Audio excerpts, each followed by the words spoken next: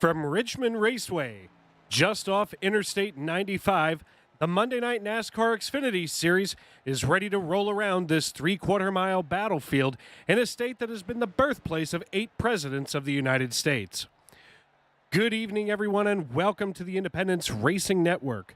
Tonight, we're watching to see if Joe Stafford, the pride of Philadelphia, Pennsylvania, can make it 2 wins in a row, as our points leader, Mike Wright, is looking to get back on that top step of the podium. This should prove to be an exciting night for racing. I'm Dave Regal, and will be with you every step of the way, from the green flag to the checkered flag, on the Independence Racing Network, sponsored by Northeastern Fire and Air. And folks, we are glad to have you in tonight, as these drivers are just getting ready to rock and roll here on their qualifying effort.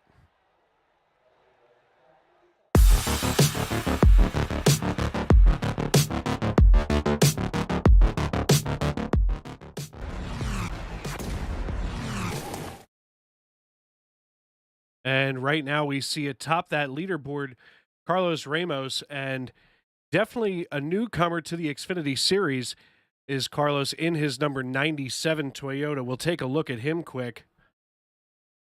As it appears, Josh Ward running in 6th position right now as he is laying down his first couple of laps here at Richmond Raceway. Folks, glad to have you in. If you're watching us on YouTube, feel free to subscribe, turn on those bell notifications, and get notified every time we're live here on the Independence Racing Network. Busy week coming up for all kinds of sports between NASCAR and basketball as teams are starting to clinch their playoff berths. Of course, the NCAA National Championship coming up in New Orleans. So all kinds of excitement going on in the world of sports as we look here at Andrew Layton, the number 84 Chevrolet, posting his second lap time here, getting himself into 13th. Of course, if you couldn't tell already, baseball season getting ready to go underway. Red Sox, Yankees on Thursday, and my Philadelphia Phillies get to have their opening day on Friday, April 8th at 3:05 p.m. So all kinds of stuff getting underway in the world of sports. But for tonight, we are focused on iRacing as it looks like a pretty good portion of the field is already laying down their laps. And Eugenio Alonso in the number 86 Chevrolet, as you can see here on the right side of your screen, just posted the best lap time so far this evening with a 22.19 second lap. And he is going to take it down pit road. And right now, not really sure what he decided there as John Bawalda sitting on the inside here against the wall. Tony Burke getting ready to make his first lap as we see him in the number 4 Chevrolet. Definitely a new driver in the number 4, previously held by another racer who has moved on to something a little bit different. But we're excited to be here in Richmond, getting ready for 250 laps tonight. Now, M&N runs stage racing. So first stage is going to end at lap 75. Second stage is going to end at lap 50. And then there's 100 laps. And those 100 laps in stage 3 are going to bring us to the end. And I think pretty early on, we're going to see a lot of drivers take their time, feel out what their cars are doing, and see what it is that they can do with those cars. I talked to several drivers in pre-race. Most guys are saying that the cars are a little bit too loose. I mean, in these Xfinity cars, there's a lot of horsepower there at the rear, a lot of torque back there. So you run the risk of basically spinning out, almost on every exit from turns 2 and 4. Not a whole lot of drivers saying anything about being tight, so not a whole lot of guys sliding up the track early in a run. So at this point, we're just kind of waiting to see how things are going as my eyes are darting from screen to screen to screen here, keeping an eye on things.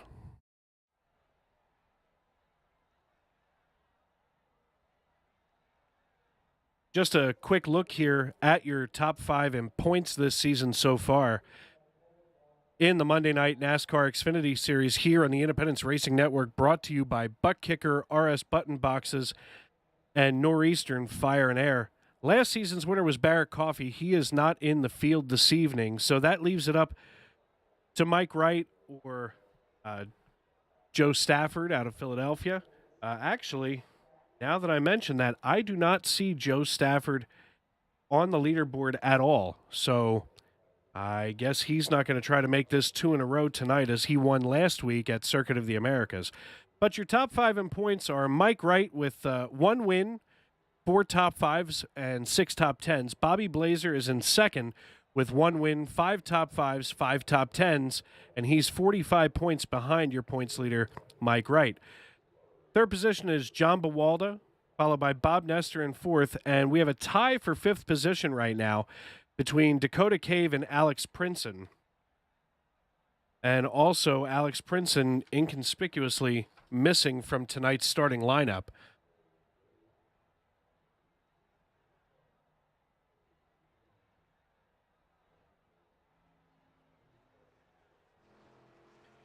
We see your Sunday Night NASCAR Cup Series Commissioner Chris Claude finishing his qualifying effort here as he has posted the 11th best time in the field so far. Brad Gunn coming out.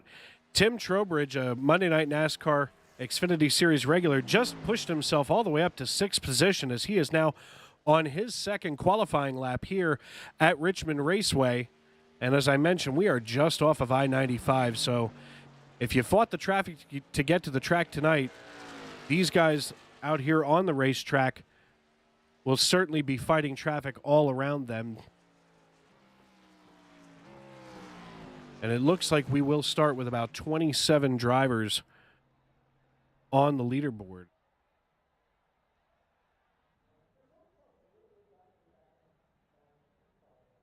And so far, 22 drivers have qualified, waiting for the last few here at Richmond Raceway. And for just one moment, we will step to the side and hear from our good friends over at Buttkicker.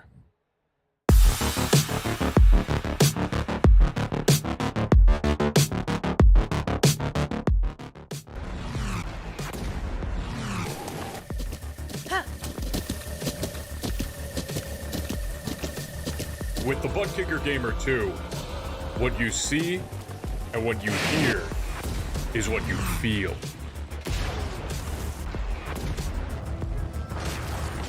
Buttkicker, the future is feeling.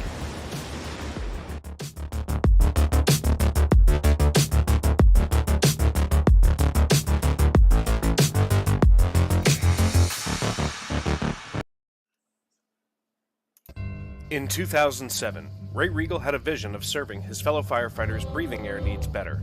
As a City of Reading firefighter since 1975, he knows the difficulties of finding the best and most affordable service company to care for and manage the most important means of survival firefighters have, breathing air. Northeastern Fire and Air is committed to providing our brothers and sisters with the best service in the industry and at an affordable cost. For more information, call 610-207-6608 for a consultation today and know that you can breathe easy with Northeastern Fire and Air.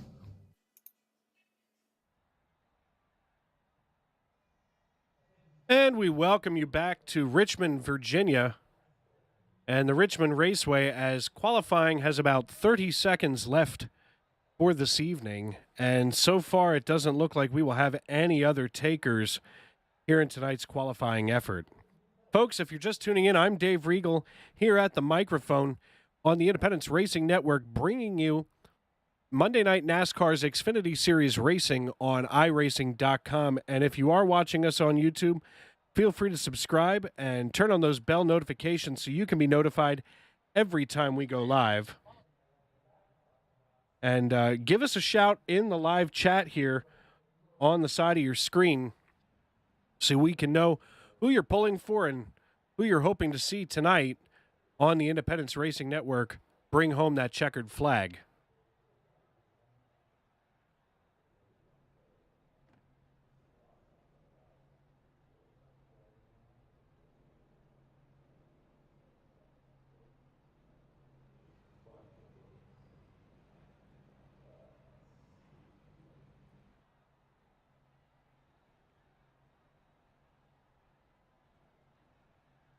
Taking a look at our starting lineup here, your pole sitter is Eugenio Alonso.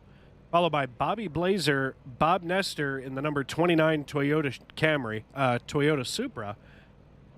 Carlos Ramos is going to be on the outside of row number 2 with Tim Trowbridge in his number 74 Ford. On the inside of row 3 with Dakota Cave in the number 7 Toyota Supra on his outside. Josh Cole in the number 62 Chevrolet in 7th. Dale Lekis Jr. in the number 69 Chevrolet starting on the outside of row 4. Jarrett Small in the number 17 Chevrolet on the inside of row 5 with Josh Ward in that number 1 Chevrolet. And man, is he a strong driver starting in 10th position. Jeff Carson from Joe Gibbs Racing in the 03 Napa Auto Parts Toyota Supra with his teammate and team owner Chris Claude in that Dasani number 10 Toyota Supra on the outside of row 6. Row 7 is Cody Strom and JB Banner. Row 8, Aaron Mack and Andrew Layton in the number 84 Chevrolet. Row 9 is John S. Bawaldo III from Jack Dow Motorsports in his number 51 Chevrolet with Bryson Alexander in 18th, Zach Vaughn in 19th, Tony Burt in the number 4 Chevrolet, Brad Gunn, Corey Burkert, Tim Swigert, Jeremy Miller, Ken Ron, Michael Overstreet, and Chris Gore Sr. round out your 27 drivers who will take the green flag tonight here at Richmond Raceway. And as we see that iRacing.com pace car bringing the cars in this piece down the backstretch, we look at all of these beautiful paint schemes, and these guys work really hard on getting those going, every week. Now, you will notice that cars like Bobby Blazer here in the number 90 Ford, his car is actually marked the number 35, but that is actually an iRacing blip between iRacing and Trading Paints. Trading Paints, for those who don't know, is how these drivers are able to work the paint and the designs on these cars. They work very hard on them all year long. Some drivers will actually switch those paints out so many times. So, folks, we are settling in for 250 total laps. We are going to march toward lap number 75 here in the first stage as Eugenio Alonso going to get everything set up here. So, ladies and gentlemen, call a friend, grab some popcorn, and settle in, because as Eugenio Alonso comes around turn 4, that man in the stand has the green flag in his hand, and we are underway, green flag racing at Richmond Raceway.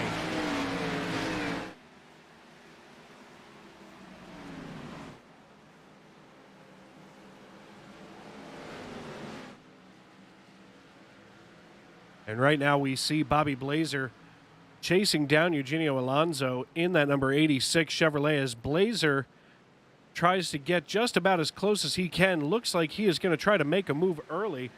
But back here, Tim Trowbridge in the number 74 working the inside of Bob Nestor in the number 29 Relative Properties Toyota Supra.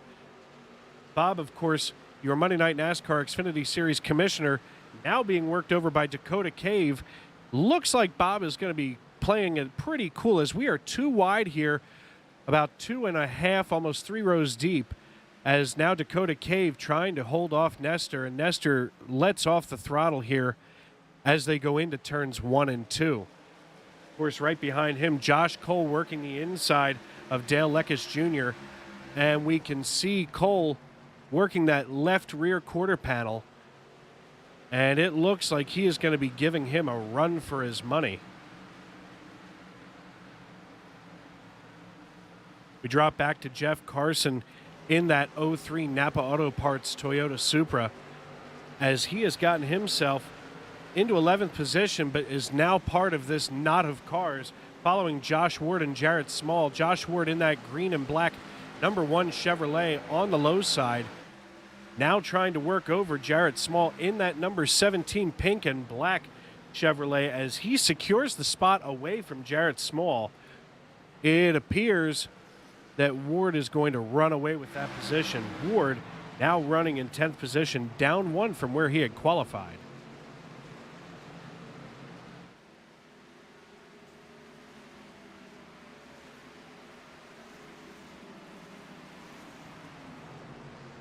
6 laps complete here of 250 on our way to lap number 75 at Richmond Raceway. Whoa, as everybody gets a little loose coming out here. And we're going to take a quick peek at what happened with Bryson Alexander, as it appears he had gotten it all wrong coming out of turn 4 back into the tri-oval, but he manages to get it down onto the apron and out of harm's way as we stay green here on lap number 7.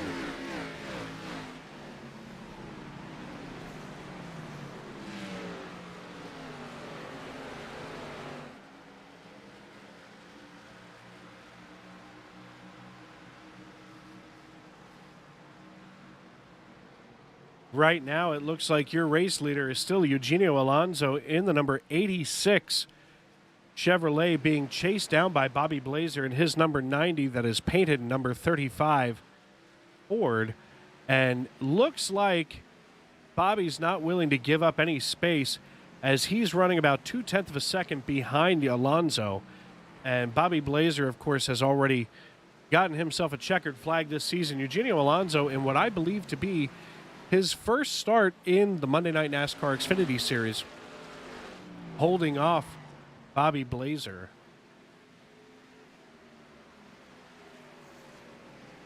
And we see Jeff Carson getting a little loose, crossing the start-finish line. Gets himself a little stripe here, but not willing to back off at all from Jarrett Small, as he is going to continue charging forward. But just behind him, Cody Strom and Jeremy Miller. Strom working the inside of Miller here,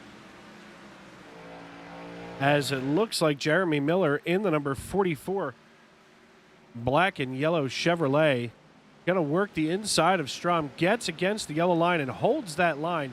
You can see the amount of concentration he has there, folks. As we go down the backstretch, they are side by side getting ready to go into turn 3, and it looks like Jeremy Miller is going to have himself the edge here as he rolls it out ever so gracefully of turn 4. And now Strom with the crossover move, looking to see if he can now get on the inside of that oh snap Chevrolet, as he is going to try to make the exact same move on Miller going down the backstretch.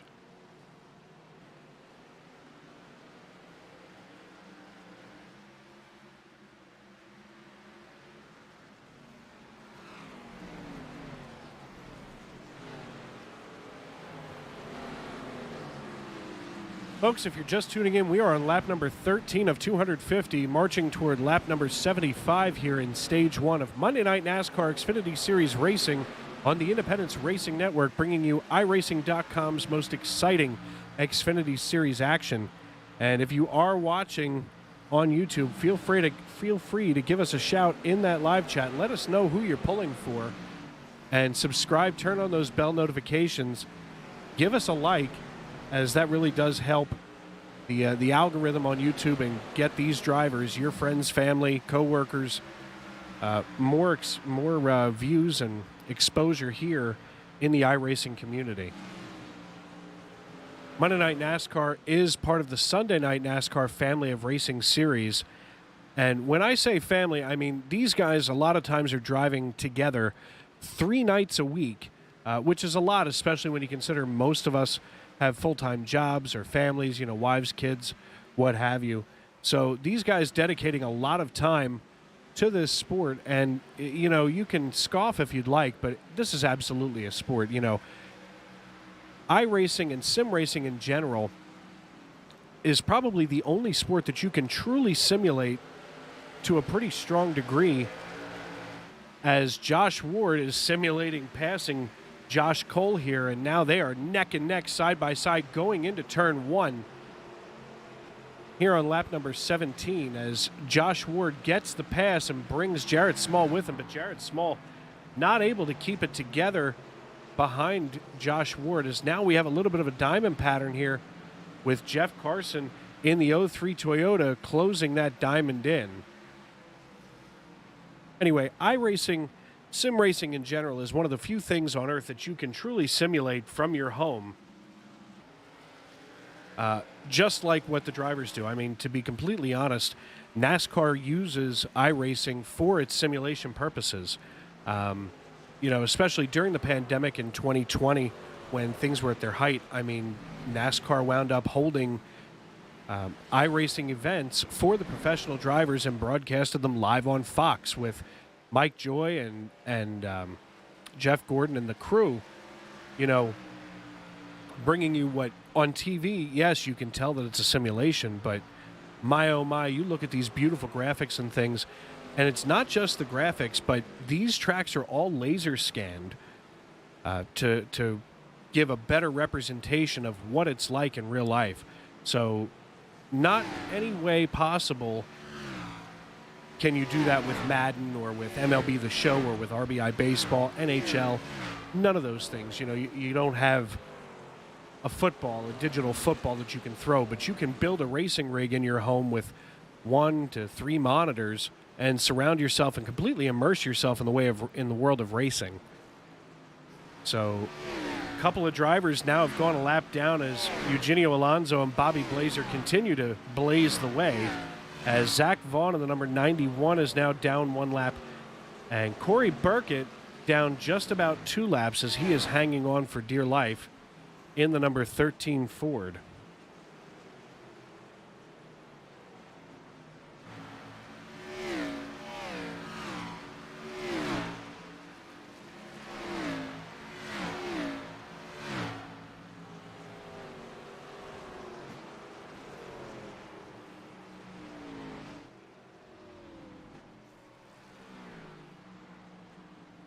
And folks, we are under caution here as the number 13 car has gotten himself sideways. That is Corey Burkett, and we will take a look at that.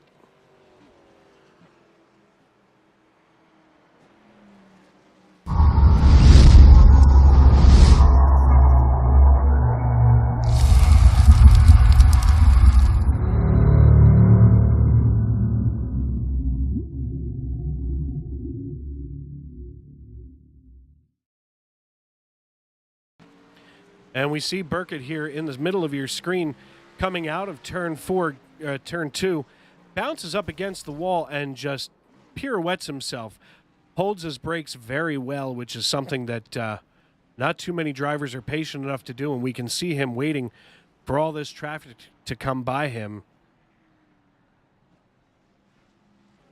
as he does have to wait quite a while, but definitely better than trying to pull out too early and wrecking someone else's night just by the very fact of being impatient. So that'll tighten the field back up, giving Tim Trowbridge a closer look here at Bobby Blazer and Eugenio Alonso, who had started to run away with the field on lap 25 of 250. So about a tenth of the race completed, but 1/3 of the way through this first stage. I see the rear of the field coming down pit road, including Josh Cole, John Bawalda, Bryson Alexander, Tony Burt, Brad Gunn, Michael Overstreet, Ken Ron in the number 33 Chevrolet, all down pit road. And now that'll shuffle the rear up. But Eugenio Alonso getting himself right up here to P1 in the number 86 Chevrolet, with Bobby Blazer on his outside. Out of York, Pennsylvania, Tim Trowbridge in the number 74 Ford, Dakota Cave in the number 7 Toyota Supra from Fishersville, Dale Leckis Jr. from Caledonia, Wisconsin, rounds out your top 5. And these drivers getting themselves all set up and ready to rock and roll again here at Richmond Raceway, as we should have a couple more laps of caution.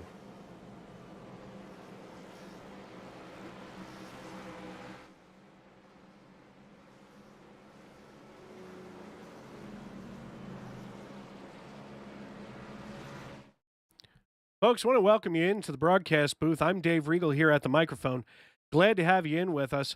And, you know, good race so far as Eugenio Alonso and Bobby Blazer started to run away with things for a little while. But as you can see here on your screen, I mean, the field's all tightened back up here under caution. So things are about to get a lot more interesting as we move into the latter part of stage 1. So we're going to take a look here and keep our eyes on everybody on this track as they will go into choose cone mode. Now what that means is each driver can choose whether he wants to be on the high side or the low side, and it's chosen by position. So whoever's in first position, he can get himself onto that high line if that's what's working better for him. And if second position doesn't want the low line, he can go on the high side. So we're about to watch these cars go through the choose cone routine as we can see them all crossing over, making their decisions as it looks like Jeff Carson takes the low side with Bob Nestor on the high side. Looks like Chris Claude on the low side as these guys are getting themselves all situated. So now it'll look like the field is a little bit shuffled, but they're just getting themselves all settled.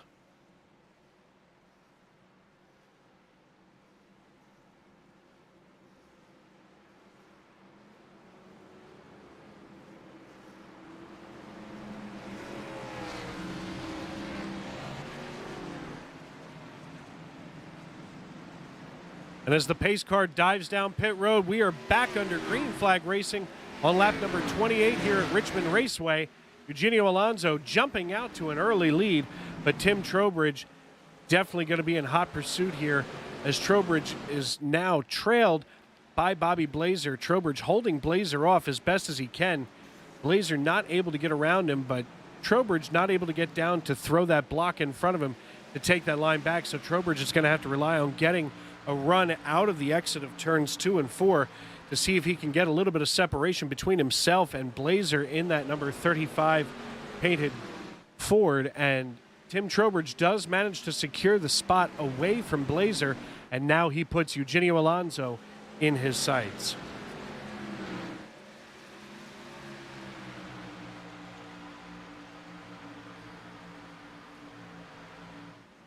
Tim Trowbridge now looking to take the lead away from Alonso. Trowbridge working the low side of Alonso. Looks like he can work the low side, the high side. And now Trowbridge trying to hold off Alonso. Gets that line away from him, wrestles the entire spot. And now Bobby Blazer looking to be hungry to get that lead back as Trowbridge floats up in front of Alonso. And now gets himself settled in to start logging laps.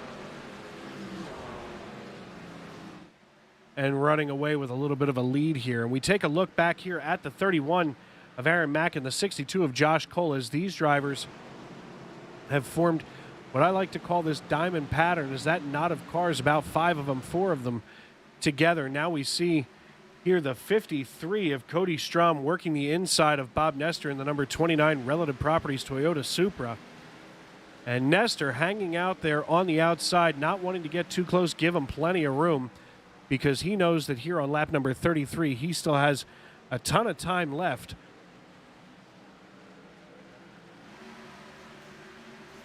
And we see Aaron Mack going down to that yellow line. Cody Strom in the 53 now working on the inside of Josh Cole, trying to keep that spot and wrestle it back from him as he is now going to fall in single file behind Cole. As, oh my, he almost checked up right into the 37 Toyota driven by Tim Swiggett. And now Swiggett looking to the inside of Cody Strom, being chased down ever so quickly by the number 35 Toyota Supra of Michael Overstreet as they have checked up a little bit to get themselves all settled back in here.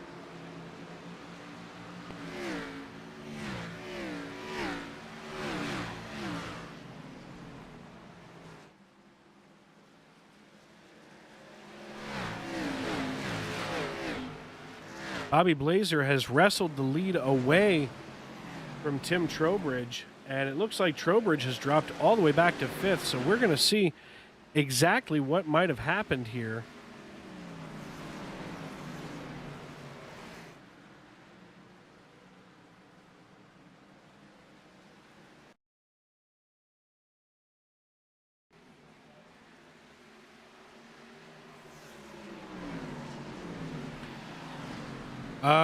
It looks like Trowbridge might have smoked his brakes a little bit here and gotten himself dropped back. We'll take a look from a different angle. As we can see Blazer here on the inside. Yep, Trowbridge smoked his brakes a little bit, got himself loose.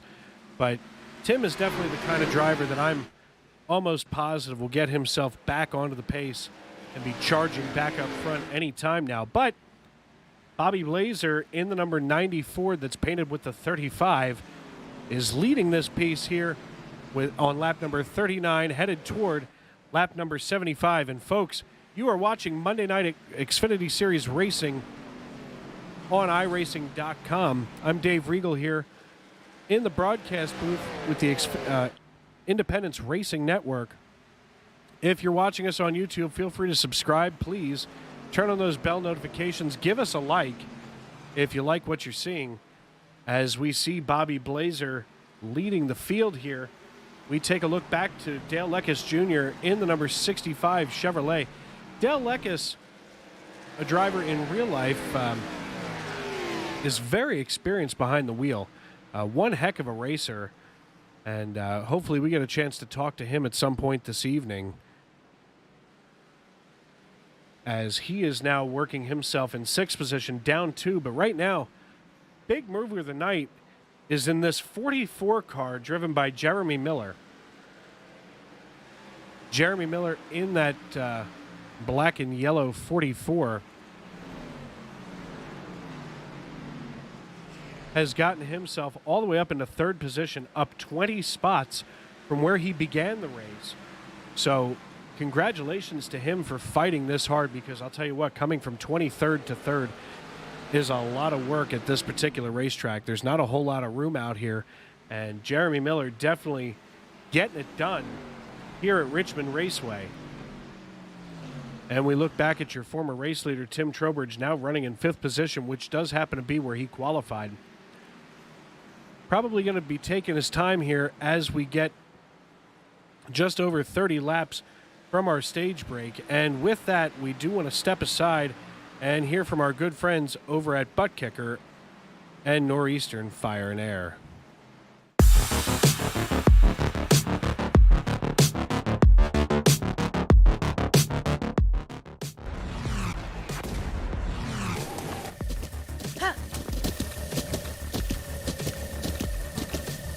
With the Buttkicker Gamer 2, what you see and what you hear is what you feel.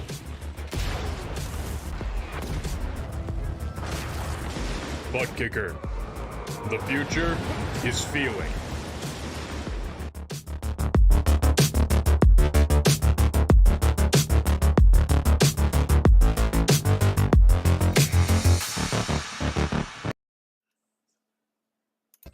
In 2007, Ray Regal had a vision of serving his fellow firefighters' breathing air needs better.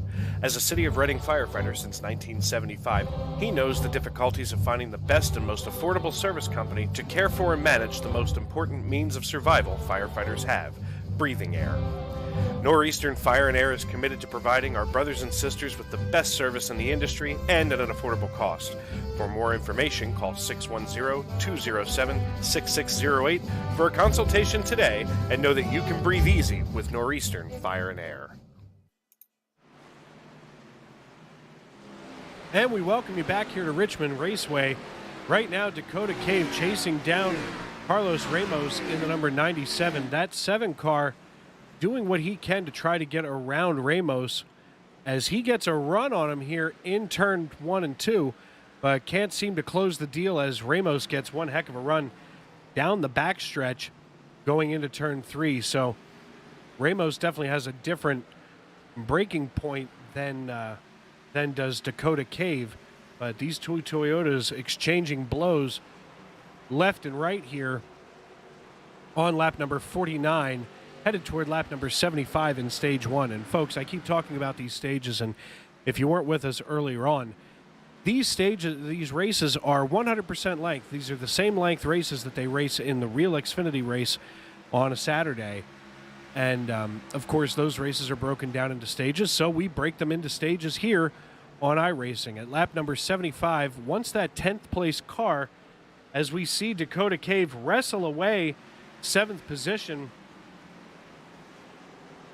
from Carlos Ramos, looks like he will run away with it and put Tim Trowbridge in his crosshairs.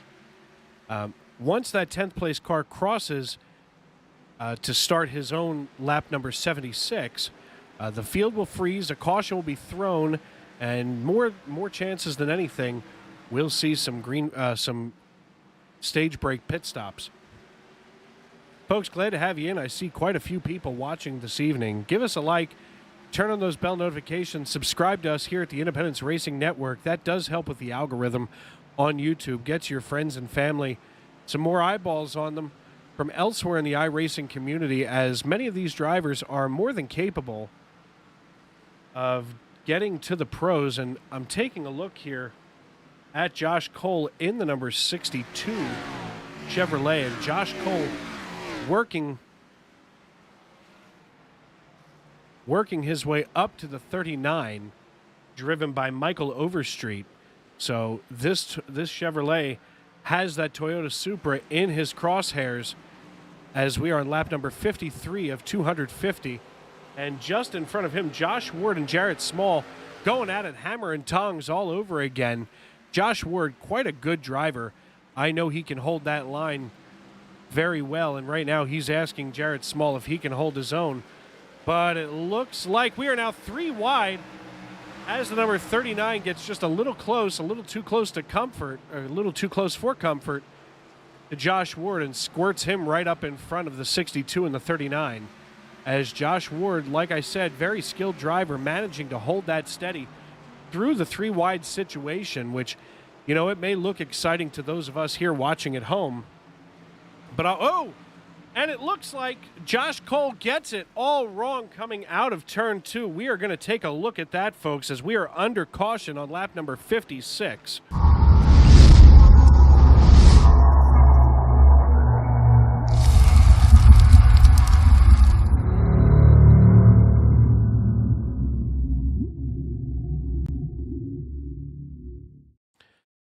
And we're going to look here from the rear of Josh Cole going into turn 1. And he gets just above Josh Ward in the 1, but drifts out to the wall a little bit too far, kisses the wall, and comes down into Josh Ward. I'll bet you Josh Ward is not a happy camper in that car tonight. And we'll get a chance to see if I can get a hold of him for the broadcast booth here.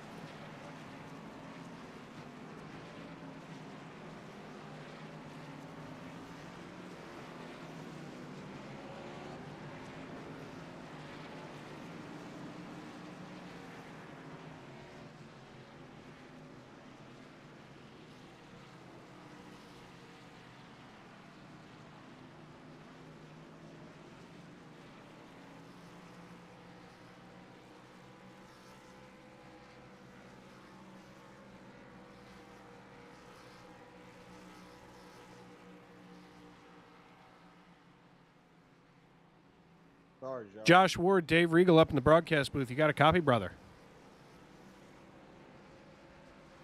Oh, and he can't hear me because he can't be heard in the broadcast booth. Dave, Oh, wait, nope. Hold on, guys.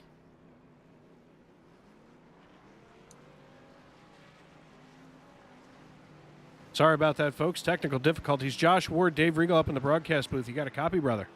Yes, sir, I do. Hey, man, that was kind of a rough ride there with Josh Cole on the outside. Looks like he took it a little wide. How was your damage? My left front's crinkled in, and I've got a little bit of RPM damage. I think I'm missing about 15. I might be able to get it fixed up. I'm going to try to get back in here before. I'm trying to avoid going a lap down because it's so...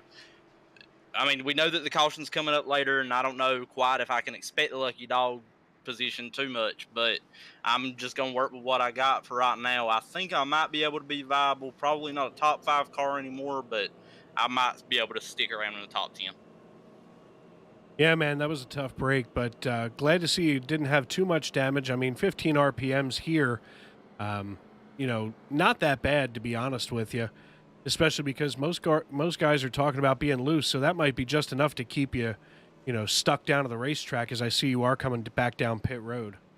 I know a couple of us is walking the dog down the straightaways where it's slipping and sliding on both ends, probably because we're running them so soft, but I think that it probably will help me, especially on the exit, being able to get the power down. All right, man. Well, listen, have a good rest of the race, and hopefully you can get that Chevrolet fixed up. Thank you.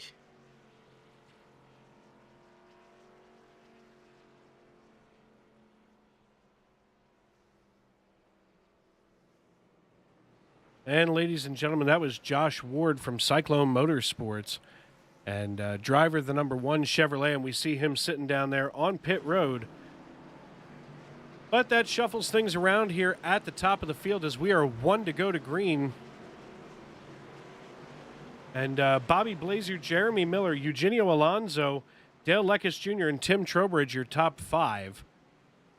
As the pace car leads them down the back stretch.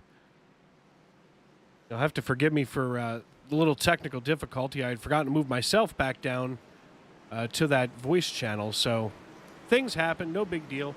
As Bobby Blazer on the low side of the racetrack gets himself all lined up. And we are back under green here at Richmond Raceway. And we see Bobby Blazer getting himself out to a nice, comfortable lead. But now with Tim Trowbridge squirting all the way out in front, Blazer gets himself loose going down the back stretch as neither of those two cars have come down for tires or pit service here on lap 71. Trowbridge, who had smoked him earlier going into turn 2, gets himself back up front where he had worked so hard to get, bringing Jeremy Miller, who qualified 23rd, now behind him in P2. So looks like Jeremy Miller has gotten himself all kinds of corrected, so to speak, as we're going to take a look at Jarrett Small working the inside of Dale Leckis Jr. And Dale Leckis, driving the number 69 Chevrolet, as I mentioned, is a driver in the real world versus the sim world here. Gets himself on the outside and a decent run, but not enough to get rid of Jarrett Small. Jarrett Small kind of hanging around like a fly on a hot summer day. Sticks to the low line coming out of turn 4 and can't seem to get around Dale Leckis Jr. So Leckis making himself as wide as possible. You know, sometimes it's interesting. You can see drivers that are so skilled that are able to get themselves one car. All of a sudden they can make 3 wide all on its own because they're just that good at taking the line away from somebody else.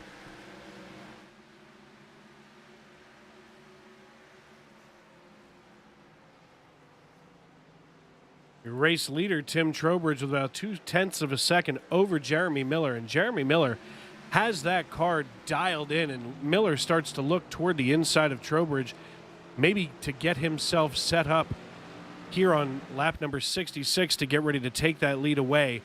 And I think we're going to see Jeremy Miller making the move on Trowbridge probably in the next 5 laps or so, as we are ticking him down here in stage number 1.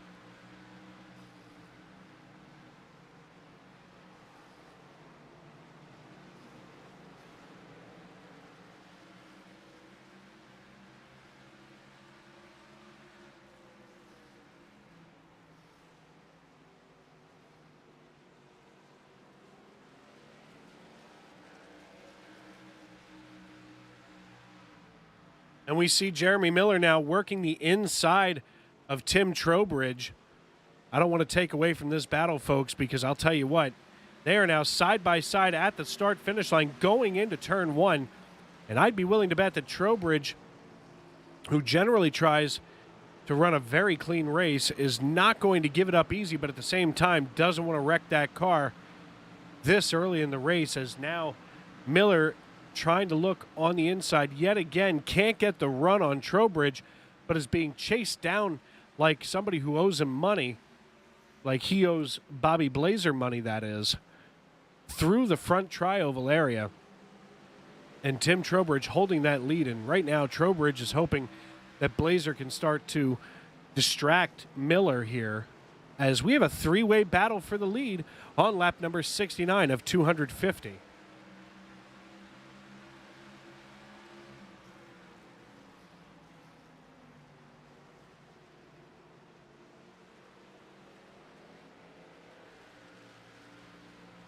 Bobby Blazer now hanging back about almost 0.2 of a second, getting a run on Miller, letting him know that he can get around him if he really wants to. But at this stage in the race, probably not too highly recommended to get over aggressive and try to steal that spot. But just as I say anything about aggression. Looks like Jeremy Miller is going to work the inside of Trowbridge yet again. They are going at it hammer and tongs, and Trowbridge getting a little wide here to give space to Jeremy Miller. But when he gets space, my goodness, what a run he got.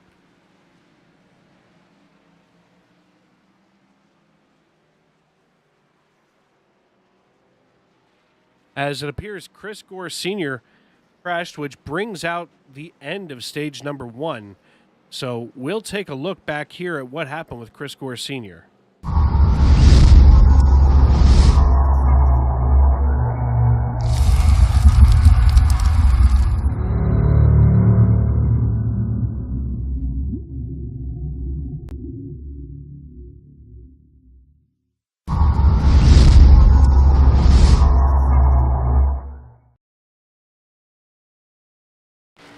And we see Chris Gore here in the number 89 Chevrolet, just gets into the back of that 84 and noses himself into the wall. No serious damage to the car that he, oh my goodness, and it looks like, if I saw that correctly, and I'm fairly certain I did, that looks like the one car of Josh Ward just scraping him out of the way like a bug on the windshield.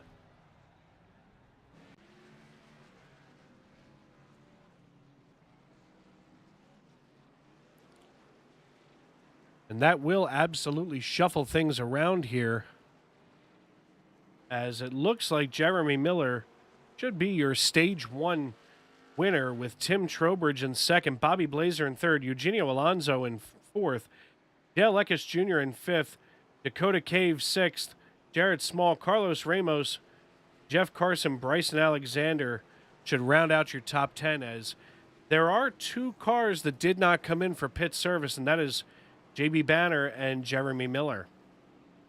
I'm sorry, as there is 1 car that didn't come in for pit service, and that is JB Banner in the number 94 Chevrolet.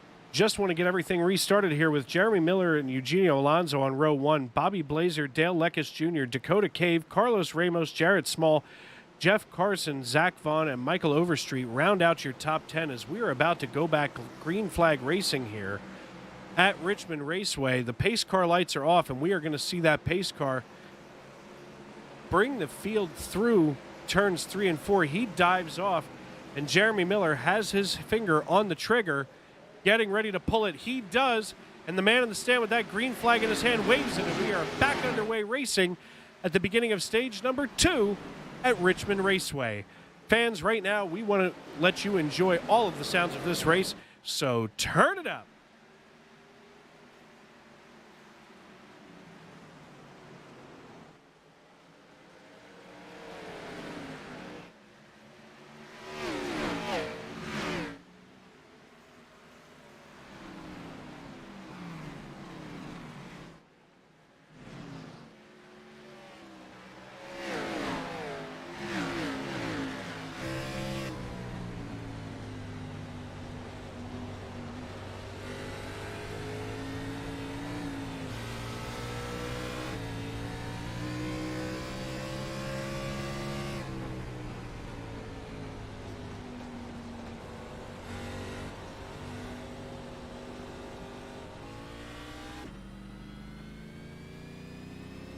And folks, we're going to have to cut that turn it up short by just a little bit. As Carlos Ramos here, we're going to take a look here and see what brought that out, as he has gotten it loose going into turn one on those cold tires.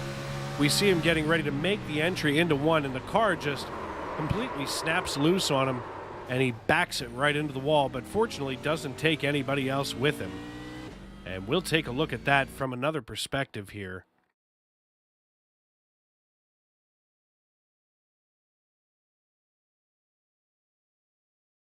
And again, we see him coming into turn one, taps that brake just a little bit too hard. Those cold tires grip the racetrack and send him backing into the wall. But like I said, fortunately, that number 97 of Carlos Ramos in that Toyota Supra, not involving anybody else. So that was fortunate.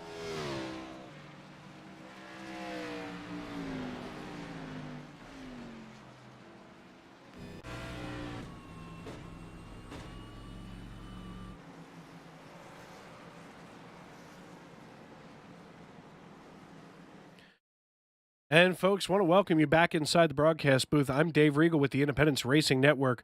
Proud to be bringing you every lap here tonight from the green flag to the checkered flag at Richmond Raceway.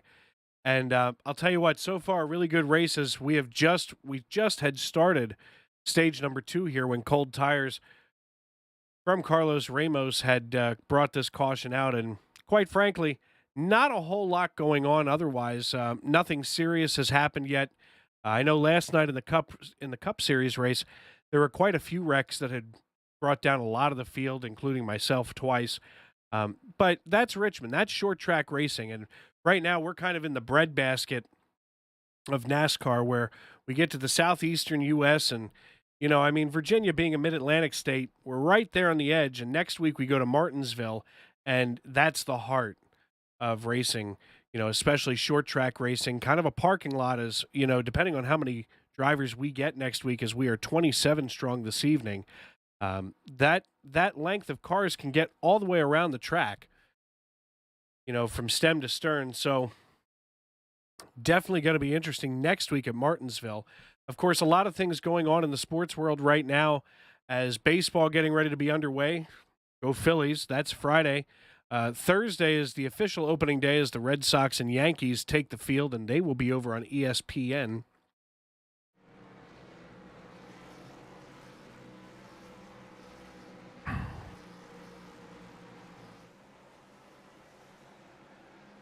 And, of course, NBA playoffs getting underway the next little bit here, as teams are starting to clinch their playoff berths, including the Philadelphia 76ers. Of course, I'm a little bit biased. You know, NASCAR. Hey, here's something exciting, and I got to tell you, folks, this is pretty cool. So in these Xfinity cars, Friday night at Martinsville, and I'll tell you what, Dale Earnhardt Jr., not Dale Leckis Jr., but Dale Earnhardt Jr., NASCAR Hall of Famer, going to be in that number 88 Hellman Chevrolet for Junior Motorsports, of course, turning laps and competing. So if you're a Dale Earnhardt Jr. fan and you missed the days when he was on the track, you get to relive that, as we have a small throwback weekend at Martinsville, which, of course, is definitely part of this breadbasket, as I said a moment ago, of NASCAR. You know, NASCAR, of course, starting as a regional sport in the southeast United States. Of course, lots of stories surrounding what it could have been that brought NASCAR around. Was it moonshining? Was it just a need for speed? Who knows?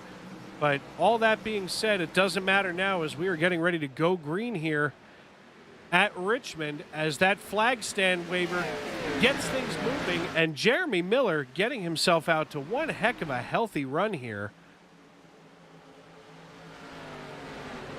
as he has already opened up a half-second lead over Eugenio Alonso.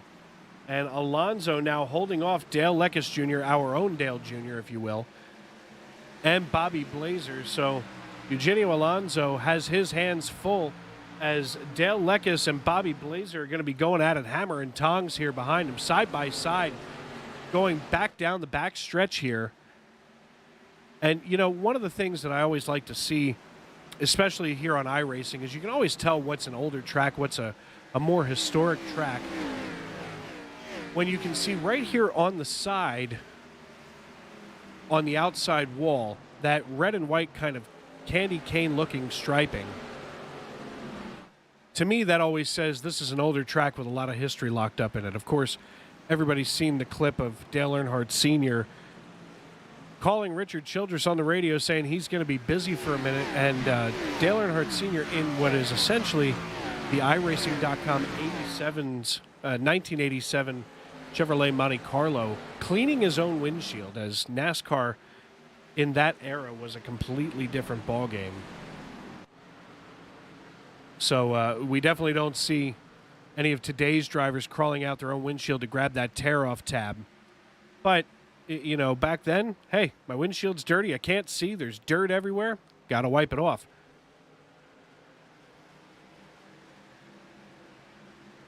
As we have quite a knot of cars here with Carlos Ramos in the number 97. He is who had just brought out that caution on lap number 76 or 7. Ramos now chasing down Cody Strom and Andrew Layton.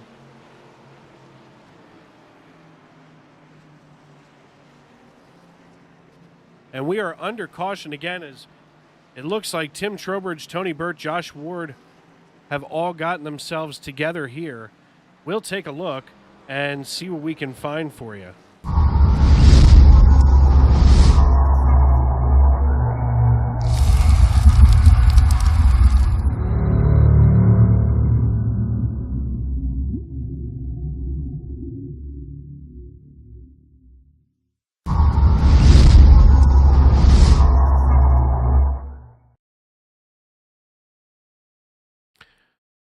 As you can see here, this starts with Josh Cole in the number 62. And we'll keep a close eye on him as he comes out of turn 2 onto the backstretch. Nose is down, and of course, that at the same time causes Trowbridge in the number 74 Ford to get himself checked up and brings that right down into the 36, driven by Brad Gunn, as Trowbridge and Gunn just completely annihilating one another, and the death blow, it looks like, comes from Tony Burt as he just pushes Trowbridge back, and Trowbridge, of course, driving it in reverse, getting ready to spin it back around. Skilled driver, but what a tough break for Trowbridge, as he has had a fast car all night.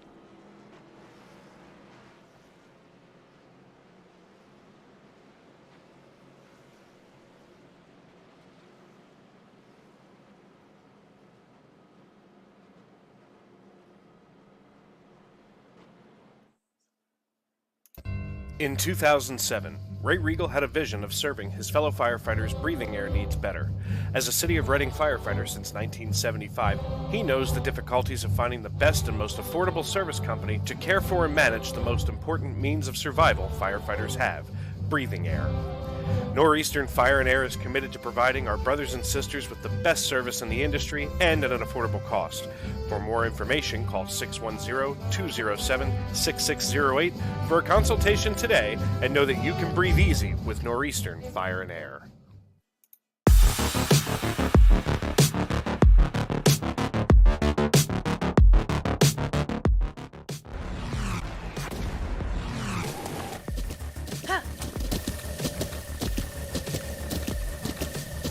With the Buttkicker Gamer 2, what you see and what you hear is what you feel.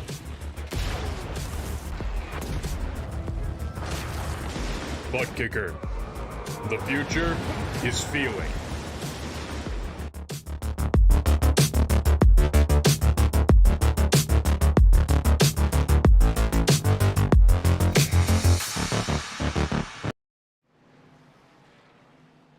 And folks, welcome back to Richmond Raceway. We are on lap number 94 of 250.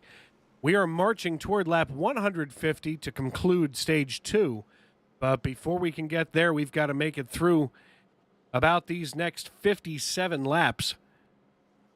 And right now, your race leader, Jeremy Miller, we are going to have the choose cone session start up here, and you're going to see these drivers pick which lane they want to be in. They're going to try to pick as early as they can. As we see Jeremy Miller take the low side, we see several cars taking the high side.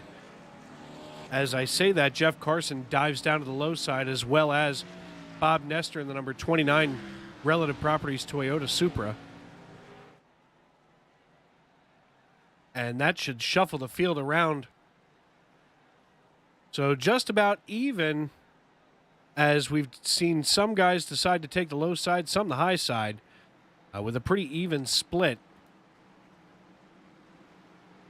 With just a few more cars taking that low side, that inside line, including your race leader, Jeremy Miller, who brings them around turn 4.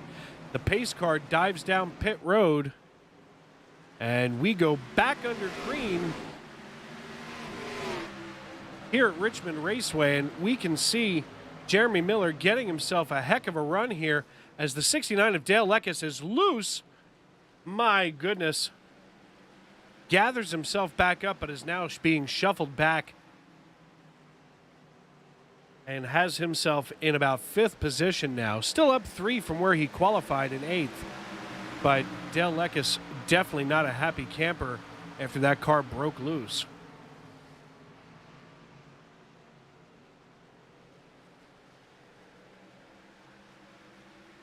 And we see Jarrett Small holding off the number 7 of Dakota Cave and the 37 of Tim Swiggett. And we see Dale Leckis Jr. again looking to get around Zach Vaughn in the number 91 Chevrolet. And oh my, speaking of Zach Vaughn, he gets it loose, comes down into Jarrett Small. And Jarrett Small not going to be a happy camper as we take a look back here as we are under caution. We'll take a run here at Jarrett Small, and we're going to get behind his car because to me this is always the best camera angle to see how one individual car can get himself loose. And we see him just kind of have that back end break out, and he comes down into the 17, fishtailing around, bangs off of another car as we've had, and Chris Claude just ends the spin for Zach Vaughn, as he looked like he had no place to go, couldn't go high, couldn't go low. My goodness. What an event. So, back under caution. Now we're trying to get caught back up to the pace car, at least that rear portion of the field.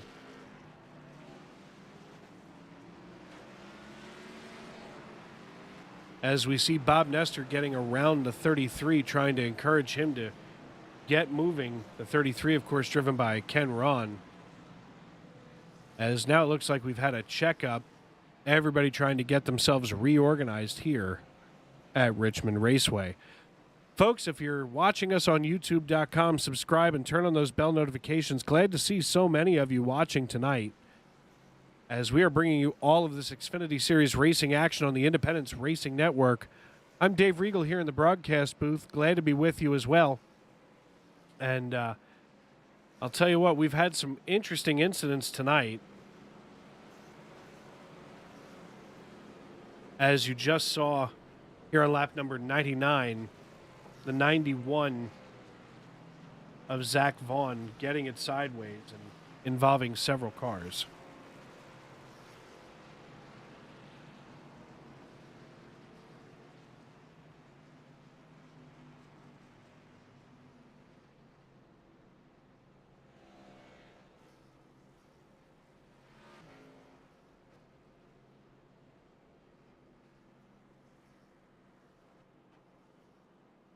So we've had about 4 cautions this evening, and at this point, you know, it looks like a couple of self-spins, guys getting loose, taking several cars out, and, you know, the biggest one that I saw that really wrecked someone's night was when the 62 had broken loose earlier and taken out the number 1 car of Josh Ward.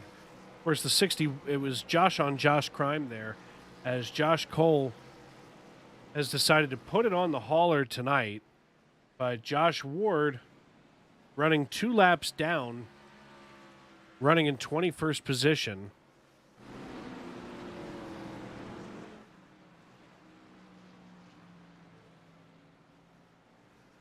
as there are now 18 cars left on the lead lap.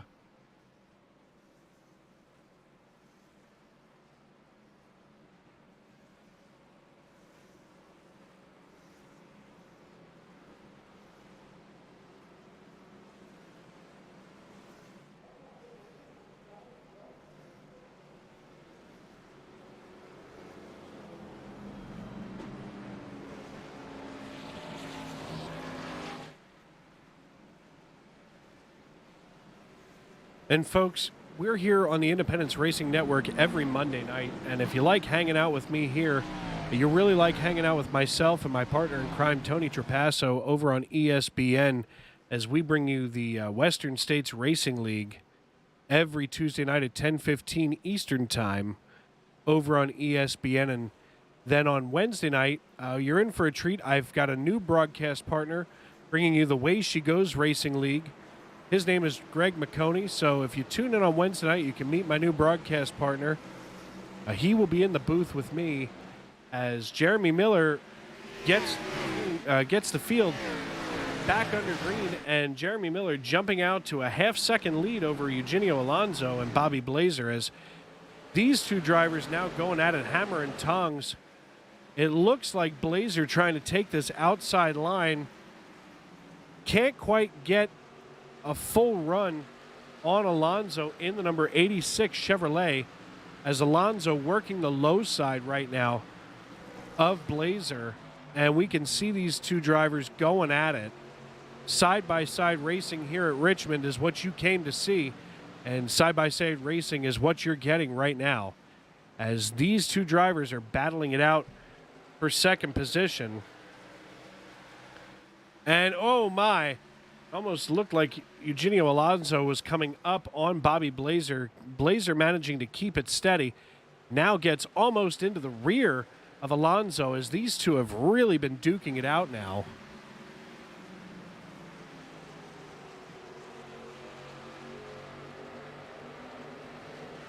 And we see them fall single file and get themselves back in order. But further back in the field, we see the number 92 getting around the 89, driven by Chris Gore. So JB Banner securing the spot from Chris Gore now puts Bryson Alexander in the number 20 Toyota Supra in his sights, as it looks like he is going to be trying to move back up, as he's back to where he started in 14th position. We see Bob Nestor here on the low side with the 20 right on his tail, as Nestor going to be working on the 84 of Andrew Layton. And Nestor and Layton, both very experienced drivers. Nestor, of course, a native from Lansdale, Pennsylvania, driving the number 29 Relative Properties Toyota Supra. And he is proud to be running that paint scheme, as Relative Properties takes care of us every day. For those of you that don't know, Bob and I work for Relative Properties, and proud to be part of that family. But looking ahead here, Andrew Layton working the low side of John Bawalda III. And John Bawalda in his number 51, holding his own on the outside line, but even with a little bit of damage on the rear of that number 84 Zippo car, Layton manages to secure the spot away from Bawalda. And Bawalda, a pretty patient driver overall, not really willing to wreck the car this early, especially with, more than 130 laps here in this race, as we are marching toward lap number 150 in stage number 2 at Richmond Raceway. Right now, your top 10 go like this: Jeremy Miller, Eugenio Alonso, Bobby Blazer, Dale Leckus Jr., Carlos Ramos in the number 97 Toyota, Michael Overstreet, Dakota Cave, Cody Strom, Jeff Carson, and Andrew Layton. So Layton, after he wrestled that spot away from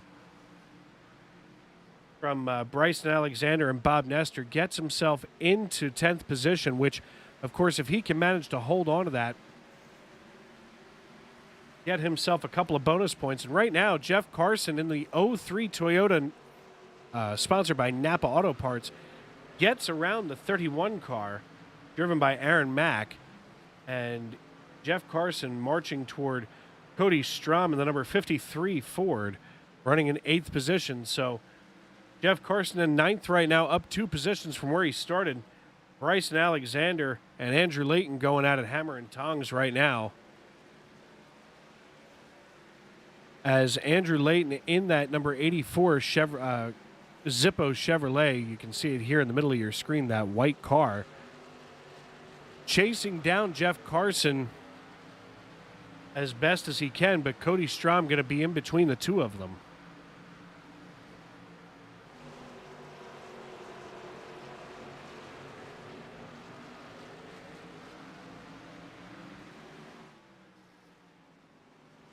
And we see Layton working the inside of the number 31 of Aaron Mack. And, of course, Mack down a couple of laps here. Several laps, as a matter of fact, about 6.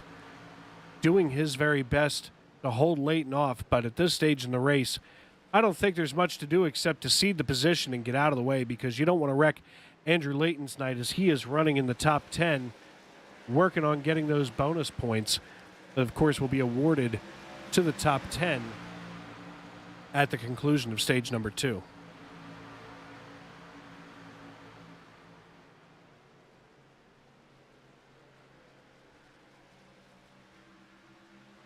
Kind of an interesting development here in the Monday Night NASCAR Xfinity Series. Once upon a time, there was a driver named James Ray who had won himself a couple of races this season. And right now in 7th position, he's been basically absent since our race at Las Vegas. And he was actually leading in points for quite a while, but due to his absence, has dropped all the way back to 7th. And we don't see this driver tonight, but Alex Murray had won in the Cup Series last night here at Richmond. So although I was looking forward to seeing Alex Murray run again tonight and see if he could continue his success here at Richmond, looks like he was going to be missing things.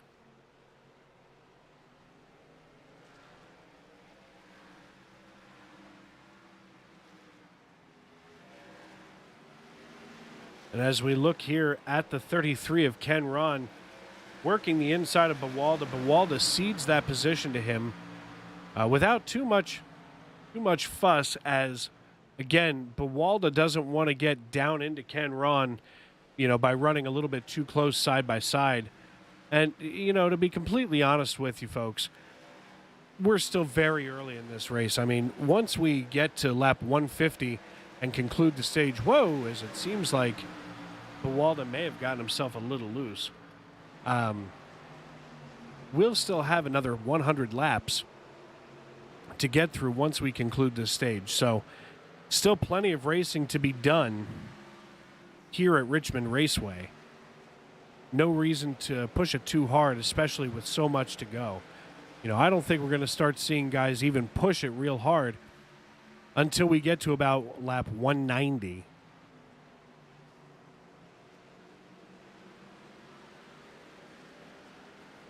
And folks, right now we encourage you to turn it up and enjoy the sounds of Monday Night NASCAR on the Independence Racing Network.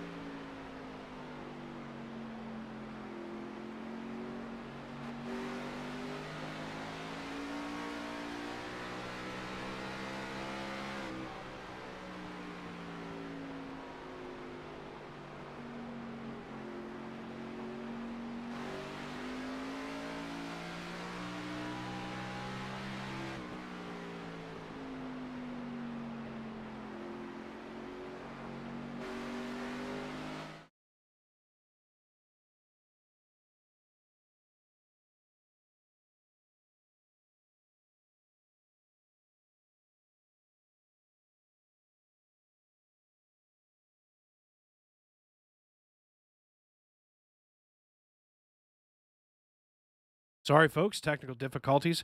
We're taking a look at Jeremy Miller in the number 44 as he just got around Tony Burt in the number 4 Chevrolet, putting him yet another lap down. Things have definitely been getting exciting here at Richmond Raceway as Jeremy Miller now has opened himself out a 1.35 second lead over second position, Eugenio Alonso. Cars definitely starting to get single file here as Bobby Blazer now getting ready to work his way around Tony Burt. We're just going to run through these top 5 here as Dale Leckis Jr. in the number 69 and Carlos Ramos, who had gotten himself into a wreck earlier, has managed to get himself back into position. So before we come back to the full screen, just want to stand by and give our friends over at Northeastern Fire and Air their due, as thanks to them, we are able to bring you all of this green flag racing action from the green flag to the checkered flag on the Independence Racing Network. In 2007, Ray Regal had a vision of serving his fellow firefighters' breathing air needs better.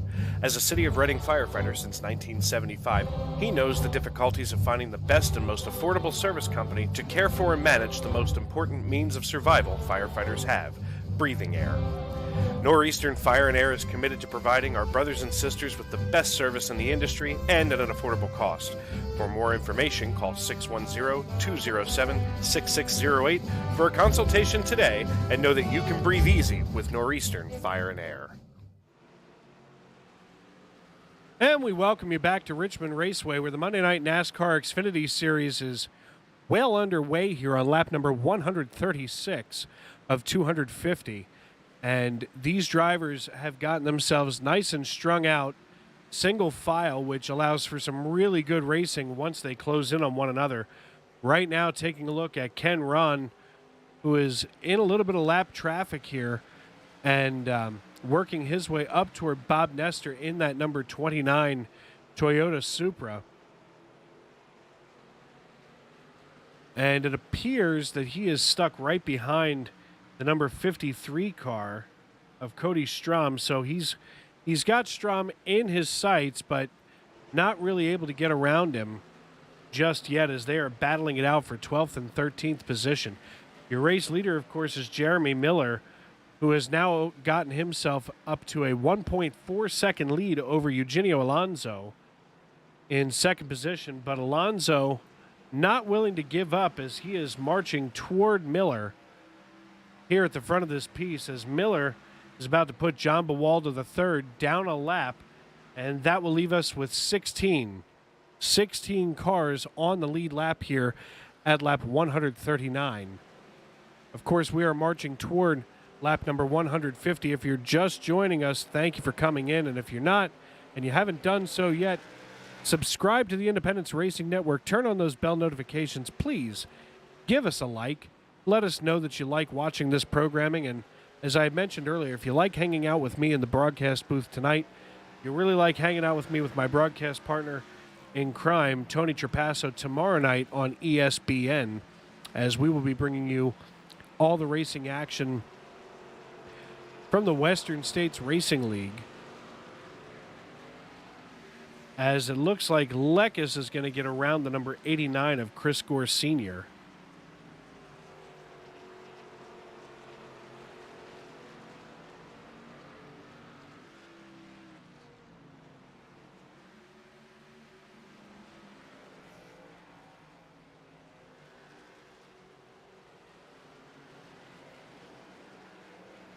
And, of course, as I've mentioned several times, we are in Richmond, Virginia. Virginia, of course, one of the original 13 colonies. Known as the home for presidents. 8 United States presidents have been born here. And quite an interesting number when you think about it. We've had 46 men make it to be the president of the United States. And 8 of those men, so just about a fifth, have gotten themselves to the presidency from Virginia. So here's your trivia question for the night. Who was the last president to be elected from the state of Virginia?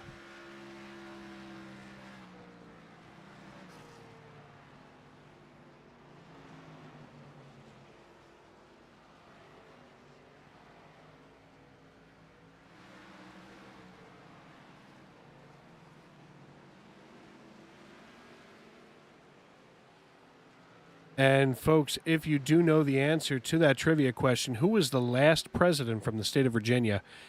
Give us a shout in the YouTube live chat. And while you're there, let us know who you're pulling for, as Jeremy Miller seems to be running away with this one with a 1.2 second lead over Alonso. As Andrew Layton is now chasing down Jeff Carson with the number 31 lapped car of Aaron Mack in tow, as it looks like Carson is chasing down Michael Overstreet. So a nice spread apart three-way battle here for 8th and 9th position has been developing. And it looks like Aaron Mack not willing to be put to bed early tonight, as he is still racing hard right behind Layton.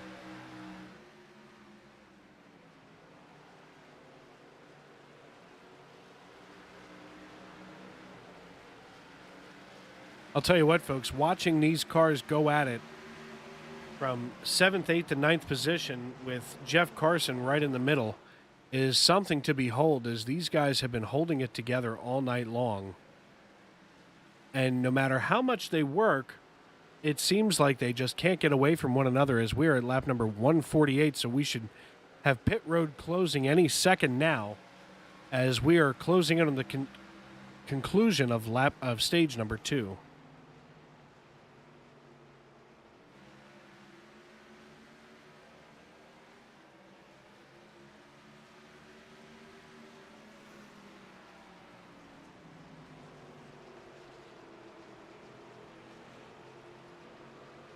Lap number 149 now, as we take a look at your race leader, Jeremy Miller. And Miller working the rear here of the number 53 car of Cody Strom, seeing if he can put Cody Strom down a lap before the conclusion of the stage, as they have now crossed for lap number 150. We should see that caution flag fly any second now to end the stage here at Richmond Raceway in Monday Night NASCAR's Xfinity Series, as we're waiting to see him cross for lap number 151. And looks like Jeremy Miller will absolutely be your stage 2 winner. And once that 10th place car passes the start finish line, we will see that flag fly, and it should be any second now, as we are now on lap 151. And yes, that freezes the stage and gives the stage win to Jeremy Miller in the number 44 Chevrolet, sponsored by Oh Snap Pickles. I got to say, that's quite a unique paint scheme there. I do like that contrast there. As your top 10 who will be awarded bonus points in your season standings are going to be Jeremy Miller in the number 44 Chevrolet, followed by Eugenio Alonso, Bobby Blazer, Dale Leckus Jr., and Dakota Cave, your top 5, with Carlos Ramos, Michael Overstreet, Jeff Carson, Andrew Layton, and Bryson Alexander. Going to round out your top 10. Jeremy Miller, of course, bringing it down pit road. We're going to see if we can get him into the broadcast booth here in just 1 second.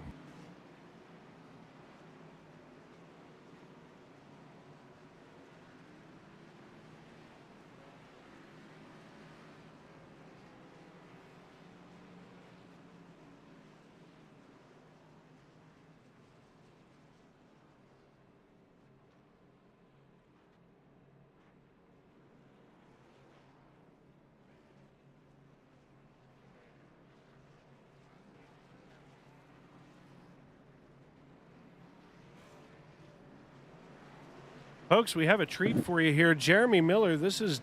Oh, wait. I did it again.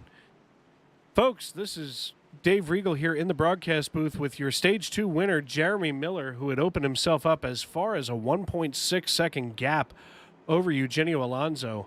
Jeremy, definitely looked like you could be holding that bottom line with next to no issues. How do you feel?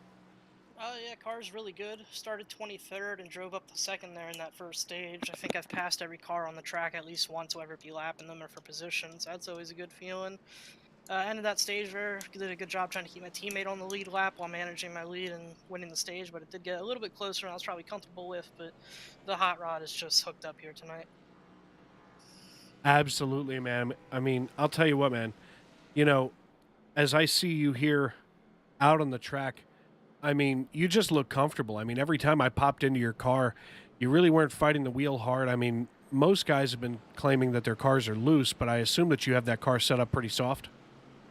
I'm definitely on the loose side here, especially entering the corners. I've been giving them maybe a little counter steer, but I don't want to be. But loose is fast. The biggest key here is just being patient and keeping those rears on the car. I think definitely everybody else's biggest struggle, if I had to guess, would be for burning their rears up. The corners are very deceptive here. You feel like you can get into the throttle a lot earlier than you actually can. It's actually faster to wait and be really patient on exit, and just trying to take care of the tires and be fast at the same time. It's a Absolutely, man. Well, listen, you've got a pretty long run here to get to the end with just under 100 laps. So, what's your strategy here going to the end? Stay up front and stay out of trouble.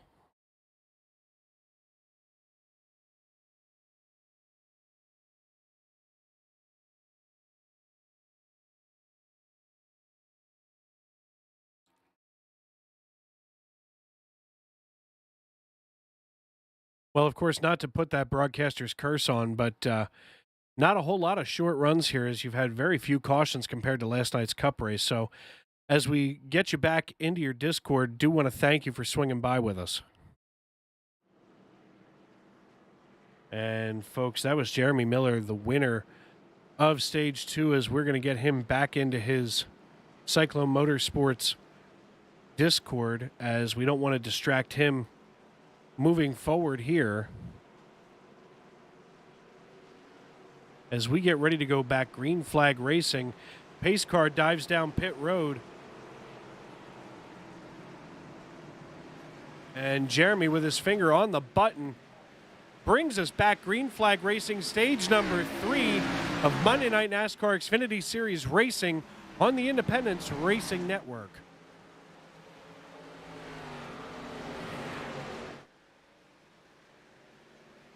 Definitely going to be watching for cars with cold tires here, possibly spinning out, as it looks like John Bawalda has just gotten himself wrapped up as we are further along now. And I expect this to be, we'll see what happened with Bawalda here in the 51 car on the bottom line, as he just brings it around on those cold tires, manages not to damage the car too much as he just kind of parks right against the wall on lap number 157. But of course, nothing serious for Bawalda, an experienced driver himself, as these guys are going at it hammer and tongs all night long. And quite frankly, I got to tell you, this is some fantastic racing. We've seen a lot of races here over the last week on iRacing.com turn into caution festivals. And including last night's Cup race on Sunday Night NASCAR, which is broadcast, of course, on ESPN. Oh, and the 97 looks like he's going to bring it around, gets it right into the middle of the track, parks it, and that will bring out a caution. Let's see what happened with Carlos Ramos.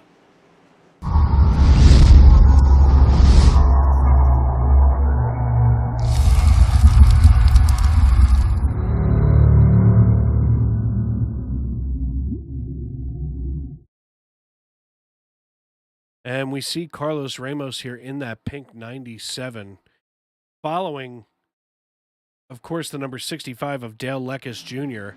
And we see him just break himself loose, get sideways. He goes down onto the apron, back up in front, manages not to hit a single car, but of course, avoiding him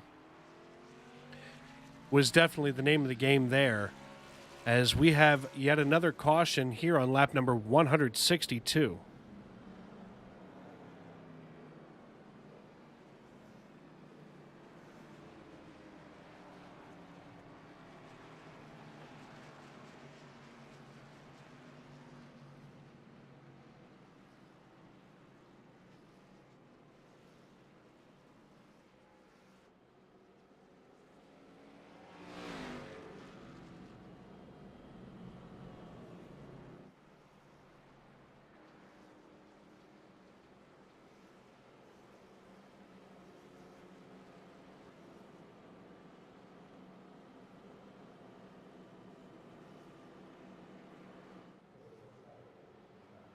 And in case this race hasn't been exciting enough for you folks, this is definitely an exciting stretch of time in the real world of sports. Of course, NASCAR heading to Martinsville this weekend for some racing. Of course, Dale Earnhardt Jr., not Dale Leckis Jr., going to be bringing out the number 88 Hellman's Chevrolet for Junior Motorsports in the Xfinity race on Friday night, which should absolutely be entertaining for all of us that are Dale Earnhardt Jr. fans. Of course, this year just recently elected to the NASCAR Hall of Fame. And then, of course, Red Sox and the Yankees are going to be facing off on Thursday for the official opening day of baseball, which starts this week. Of course, baseball getting that CBA, that collective bargaining agreement, signed about a month and a half ago now, as they have been in spring training ever since. So glad to have baseball season back with us.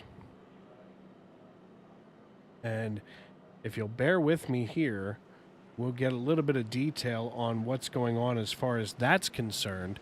Of course, the rest of baseball should be going on, the rest of the day. Of course, the Red Sox and the Yankees will be on at 1:05 on Thursday. Of course, the Cubs and the Brewers going to be starting definitely a lot of division action here, as the Cubs and Brewers will be going at it at 2:20.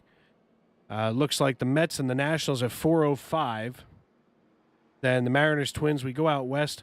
Of course, the debut of the newly branded Cleveland Guardians at 4:10 visiting Kansas City. So they won't be opening at home for a few days in Cleveland as the Guardians, but they will be making their debut at Kauffman Stadium in Kansas City, Missouri. But full slate of baseball coming at you on Thursday. And then, of course, my favorite day is the Philadelphia Phillies opening day at 3:05 here in the city of brotherly love over at Citizens Bank Park in South Philadelphia. Phillies and the Athletics. Of course, the Athletics used to call Philadelphia home. The Athletics, of course, have called 3 different cities home, including Philadelphia. They called Philadelphia home. They were moved to Kansas City, and then a short time later moved out to Oakland, where they have been ever since. And, of course, all kinds of excitement there as they made that Charlie Findlay attitude fly out there in Oakland. Of course, what a unique time to be a fan of sports in Oakland during the 1960s and 70s, as Charlie Findlay had made some uniform changes to the Athletics. And, of course, at the same time, you had Al Davis developing those legendary Raiders teams that were so popular and just gritty guys. And it looks like we are under caution again on lap number 167, as Dale Leckis Jr. had gone off track. We'll take a look.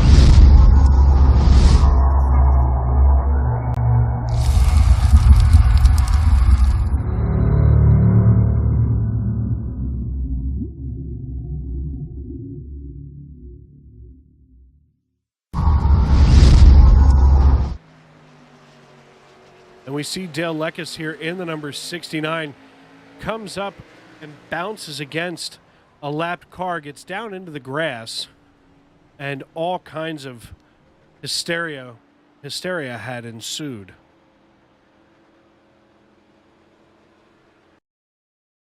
So we'll run this back a little bit here, as we're going to have some time right here. Not really sure who this is on his outside. That could be the number 89 car of Chris Gore Sr. Nope.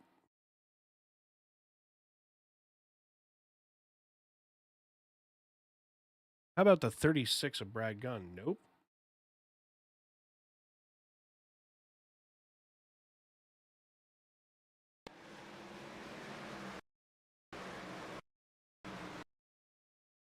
How about the 86 car of Eugenio Alonso?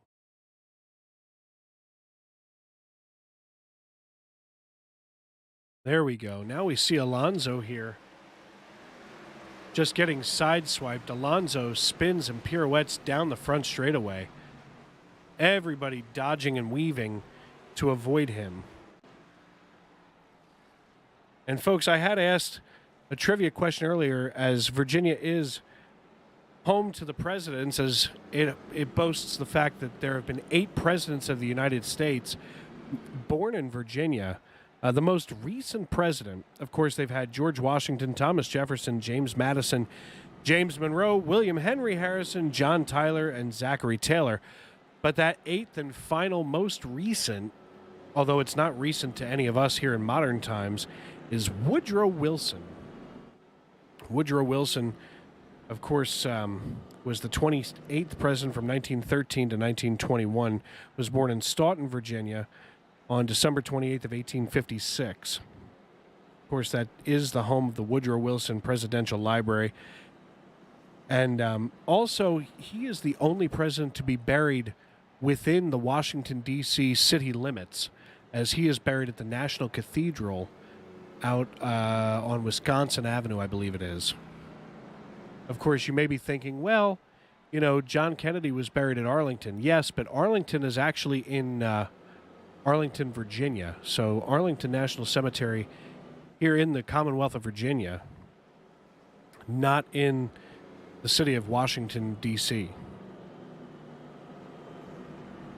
Of course, an interesting fact about Woodrow Wilson is that he did win the Nobel Peace Prize in 1919, was instrumental in creating the League of Nations, which of course preceded today's United Nations, and created the 14 points, one of which was called the creation of a worldwide association, which of course became that League of Nations in the Treaty of Versailles at the end of World War I.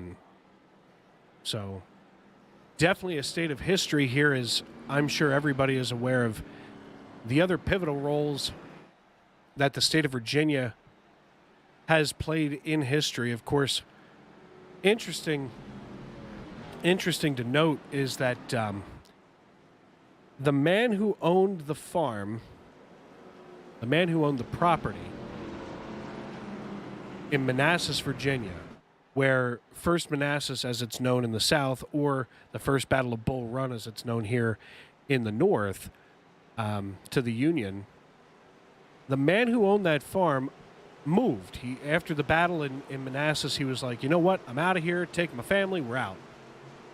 He bought a property also in Virginia in a town called Appomattox Courthouse, where, of course, the armistice that was signed and the surrender from Robert E. Lee was signed in April of 1865. So he can literally say that the battle started in his front yard, or that the war, the American Civil War, had started in his front yard and ended in his front parlor. So something quite interesting. If you ever decide to visit Virginia, make sure that you look up Manassas, Virginia, which, of course, there's all kinds of exits and signage on Interstate 95, which is just a few short minutes away from where we are at the racetrack. And, of course, check out Appomattox Courthouse to see where the American Civil War was ended. And we're looking at Bobby Blazer now working the inside of Jeff Carson, gets around Carson, as Carson is now holding off Andrew Layton. We're back into green flag racing here on lap number 175. So about 76 laps to the end of this piece here at Richmond Raceway. This is Monday Night NASCAR's Xfinity Series on iRacing.com, brought to you by the Independence Racing Network, RS Button Boxes, and Buttkicker. And I'll tell you what, if you don't have a Buttkicker yet, you really need to look into it. The fine folks over at Buttkicker, basically what it is, it's a transducer, and it mounts to the bottom of your racing rig, or, you know, your office chair, whatever you're gaming from, or in this case, simulating from. And it will take those low-frequency sounds, you know, the engine rumble, the tire rumble, especially when you're starting to have those tires get a little loose on you,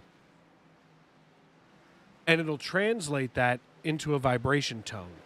And I'll tell you what, as a sim racer myself, it is a godsend. I mean, I can feel those tires break loose, and to be completely honest, they are not that expensive. You know, to get yourself a Buttkicker game or two, and I really recommend that you folks take a run over there to Buttkicker and see what they have to offer, because I know that they have a lot more than just the game or two, which of course is what I have. And, I mean, just an amazing product that the people at Buttkicker have. And, of course, we're also brought to you by RS Button Boxes, which bring you the iFlag, which is an LED lighting system that basically, when they throw the yellow flag here on iRacing, it'll flash yellow, it'll flash checkers, white, green, every color there is in NASCAR, or in iRacing, it will produce for you. Now, here in Monday Night NASCAR, of course, your points leader is Mike Wright, who is not on track tonight. Very interesting to note. Bobby Blazer, John Bawalda, Bob Nestor, and Dakota Cave, those 4 drivers are the only drivers in the top 5 that made the start tonight, as Mike Wright, your points leader, and Alex Princeton tied for 5th with Dakota Cave, which, of course, I think we can assume that Dakota Cave will secure that 5th spot and take sole possession of it tonight. Alex Princeton not out on track either. But right now, as we sit, as Mike Wright has himself a 45-point lead over Bobby Blazer, first, at the end of the season, your season champion will win himself a Buttkicker and the choice of an iFlag or $100. Second and third place at the end of the season will each win a Buttkicker. Then fourth place will win whatever the champion didn't choose, so either the iFlag or $100. Then the top non-playoff driver will win whatever the champion and fourth place didn't choose. So he basically will get choice, will not get an actual choice, but will get whatever the other 2 drivers, the first place and the fourth place driver, didn't choose.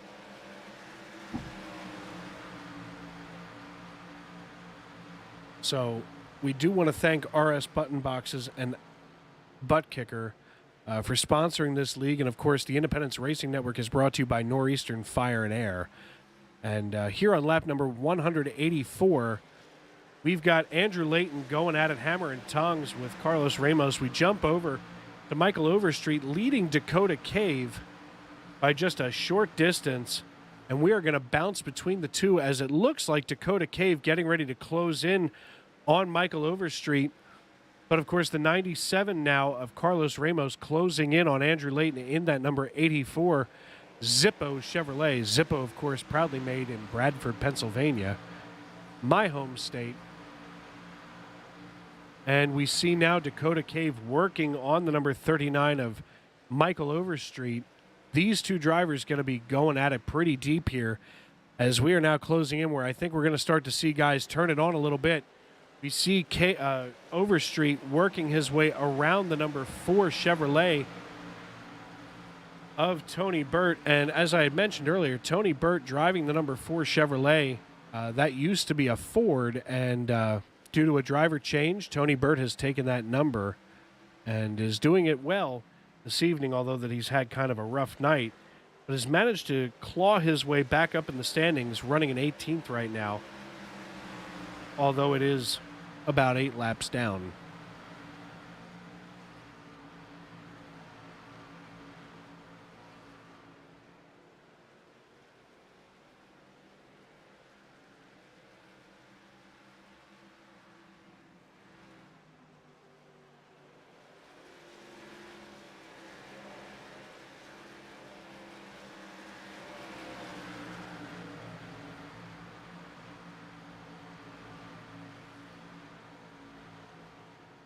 $189 laps complete of 250 here in Monday Night NASCAR's Xfinity Series action at Richmond Raceway. I'm Dave Regal here in the Independence Racing Network broadcast booth, brought to you by Northeastern Fire and Air, RS Button Boxes, and Buttkicker. Folks, if you're watching, feel free to subscribe and turn on those bell notifications. Let us know who you're pulling for in that YouTube chat, as we are glad to have you in with us here tonight. Right now, we're keeping a close eye on Dakota Cave, and now the 31 car of Aaron Mack all over that rear bumper of the 92 driven by J.B. Banner. And Banner getting around Tony Burt now, as Tony is, to be completely honest, Tony Burt has to be one of the most respectful. Oh, my. as it looks like Tony just got shoved up against the wall by Aaron Mack. We are under caution. Let's see what happened here. Just as I was talking about my good friend Tony. We'll take a look here. And it looks like Tony might have gotten himself up against the wall. We'll see right here.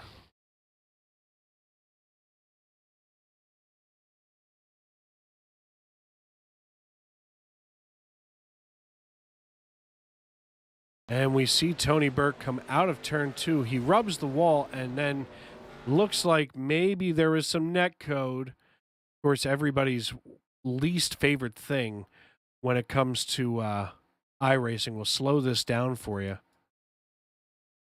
And yes, it looks like Aaron Mack didn't actually touch him, but netcode, of course, decided that they were eventually going to touch, so went in there and caused some turbulence. And that'll bring all of the leaders down pit road, as everybody from Jeremy Miller all the way down to Chris Claude in 14th is on pit road.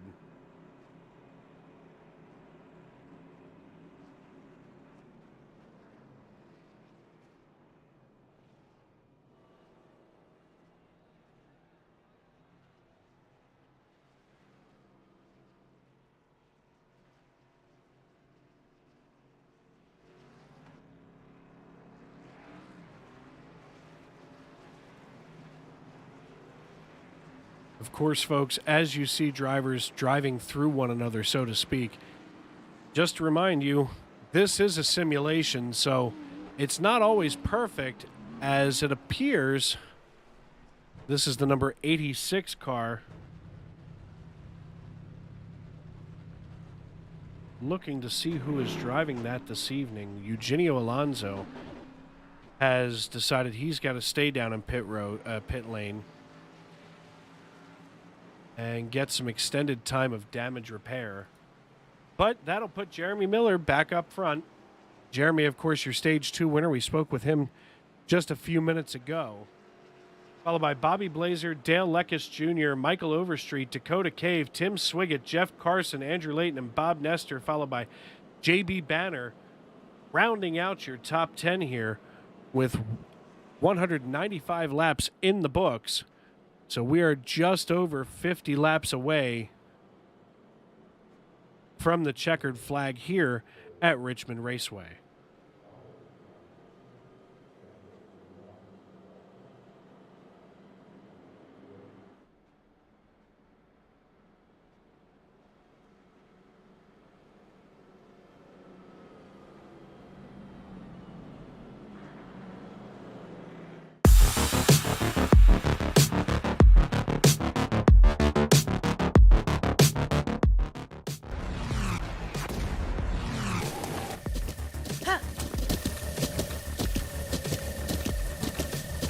With the Buttkicker Gamer 2, what you see and what you hear is what you feel.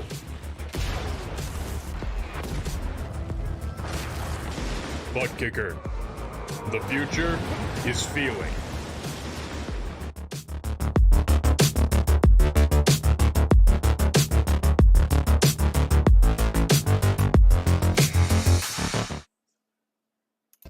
In 2007, Ray Regal had a vision of serving his fellow firefighters' breathing air needs better.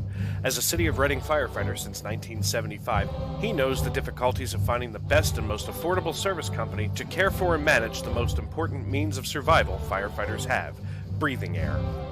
Northeastern Fire and Air is committed to providing our brothers and sisters with the best service in the industry and at an affordable cost.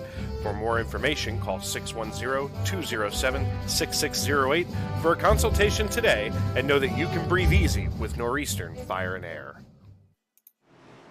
And with that, we bring you back, and we are just going green flag racing here at Richmond Raceway in the Monday Night NASCAR Xfinity Series on lap number 198 of 250. The race leader, Jeremy Miller, gets himself out to just over a 0.3 of a second lead over Bobby Blazer and Dale Leckis. Oh, my! Miller getting himself loose on those cold tires opens the door for Bobby Blazer to get ever so close now as Blazer gets himself loose going down the backstretch, coming back out into the tri-oval. and we see things kind of settling down, but Blazer now all over the inside of Jeremy Miller.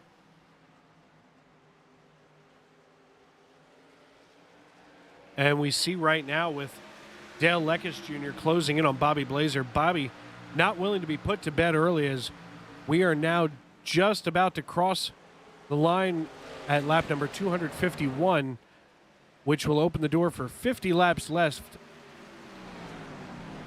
in the Toyota Owners 250 at Richmond Raceway.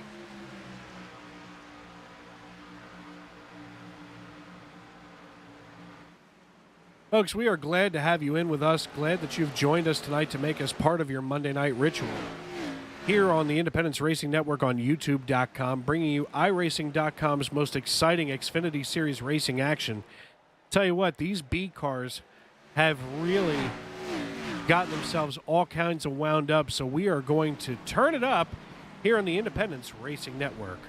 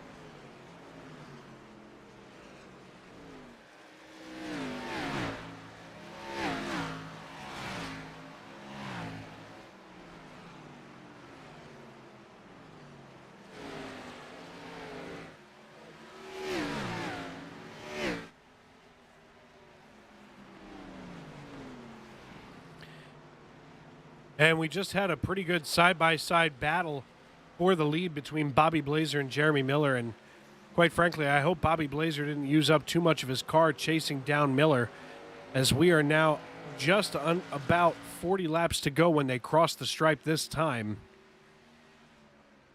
And it looks like Blazer not willing to let go of Miller.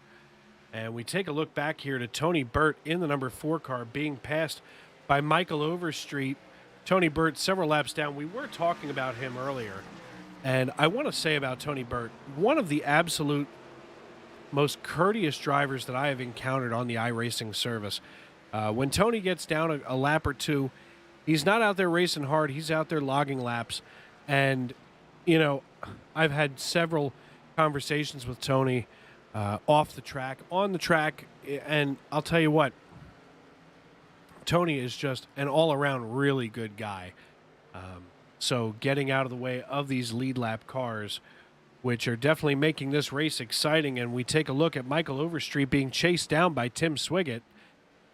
And, of course, Ken Ron and Chris Clogg going at it. So lots of side-by-side action here at Richmond Raceway on the Independence Racing Network.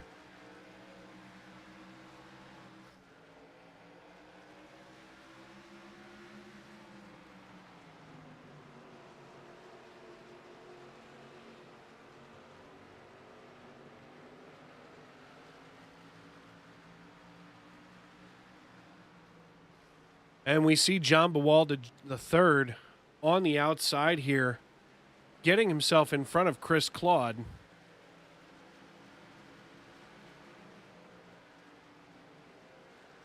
Bawalda, of course, having gotten down a lap earlier, has now gotten it back, and he is on the lead lap again, as there are now just 13 cars on the lead lap.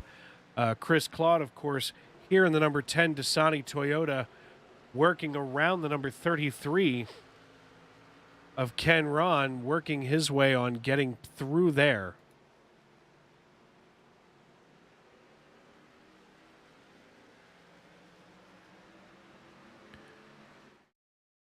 And folks, we are glad to be bringing you some amazing racing action here as we're watching Ken Ron work the inside of John Bawalda III. Bawalda, of course, driving for Jack Dow Motorsports, and he is also the commissioner of Tuesday Night Thunder Trucks. And I'll tell you what, Tuesday Night Thunder Trucks had a little bit of a hiccup a couple weeks ago.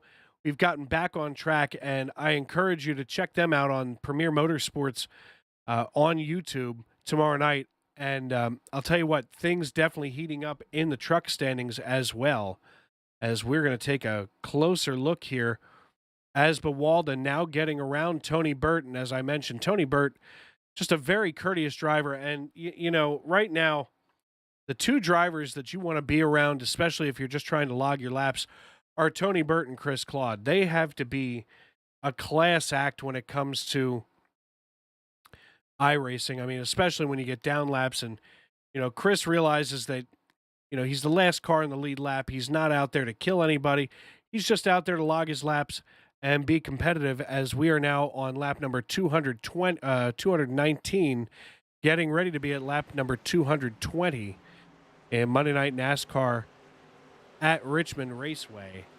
Your race leader, of course, Jeremy Miller, out there doing battle with Bobby Blazer at the front of this piece. Still getting it done so far as we look in here at Ken Ron in the number 33, holding off Chris Claude, who is now in some lap traffic trouble, as the number 20 of Bryson Alexander trying to stay with that lucky dog position, followed by Tony Burt. So at this point, I don't see that Tony Burt is going to be duking it out with him, as Tony is still 8 laps behind. So, you know, at this stage in the game, Bryson Alexander just trying to hold it together and get his way back up onto the lead lap.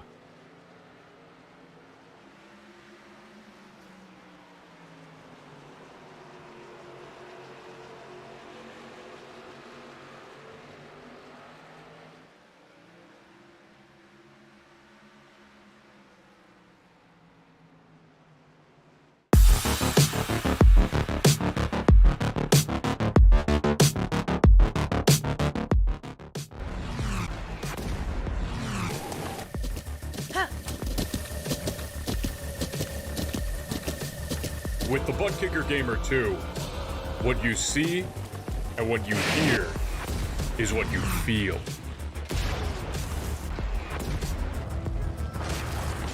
Buttkicker, the future is feeling.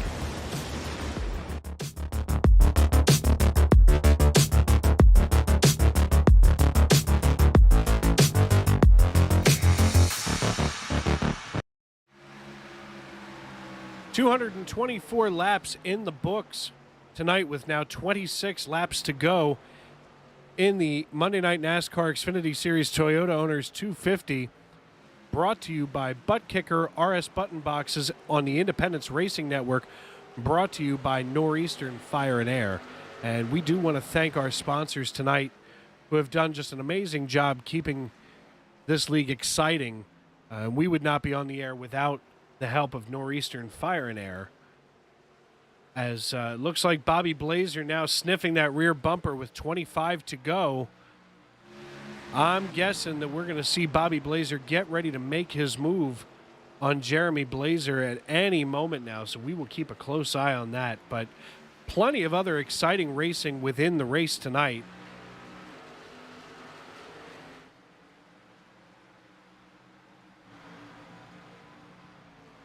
As we're taking a look at Tim Swiggett in the number 37 Toyota Supra, getting ready to work around Tony Burt in the number 4 Chevrolet. And, of course, Tim Swiggett able to get around Tony with next to no problem.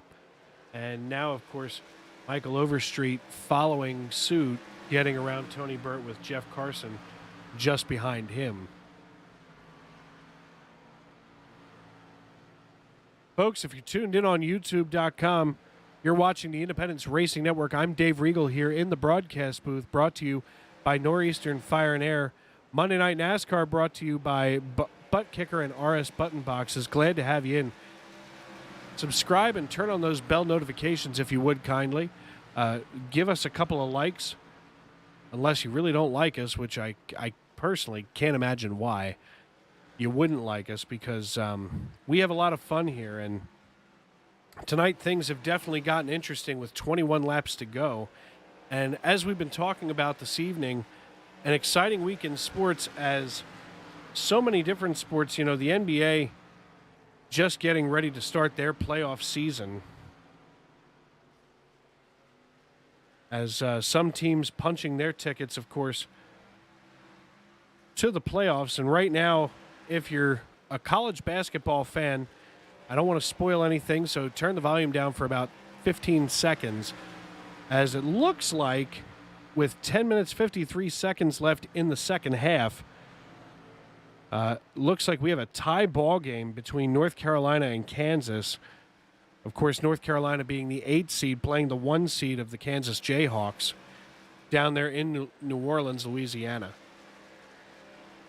for the NCAA March Madness men's basketball tournament. And now Kansas going up 53-50 with 10:23 left in the second. So a close game there in New Orleans. Of course, we talk about close, and then we see Jeremy Miller and Bobby Blazer going at it hammer and tongs right now in the closing laps with 18 to go now in this piece from Richmond. And we are just off of I-95 in the Commonwealth of Virginia. Glad to have you here with us as we are in front of a full house tonight at the Raceway. Richmond, of course, holding itself so proudly in history.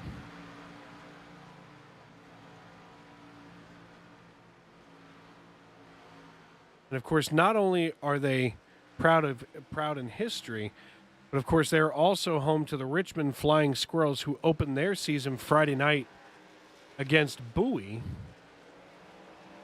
And they will be in Bowie, Maryland, playing the Bay Sox, of course the AA affiliate of the Baltimore Orioles.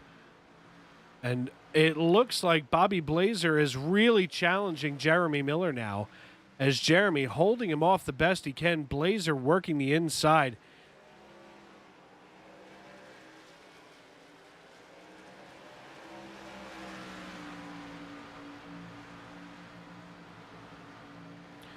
Of course, Bobby Blazer driving for EE Sports and Jeremy Miller driving for Cyclone Motorsports. These two drivers going at it with a Chevrolet and a Ford, which is better than what they were fighting with in 1865 in this Commonwealth, as those were muskets with mini balls. So glad we can do this with race cars now, as it looks like Miller is going to get the edge on Blazer one more time here.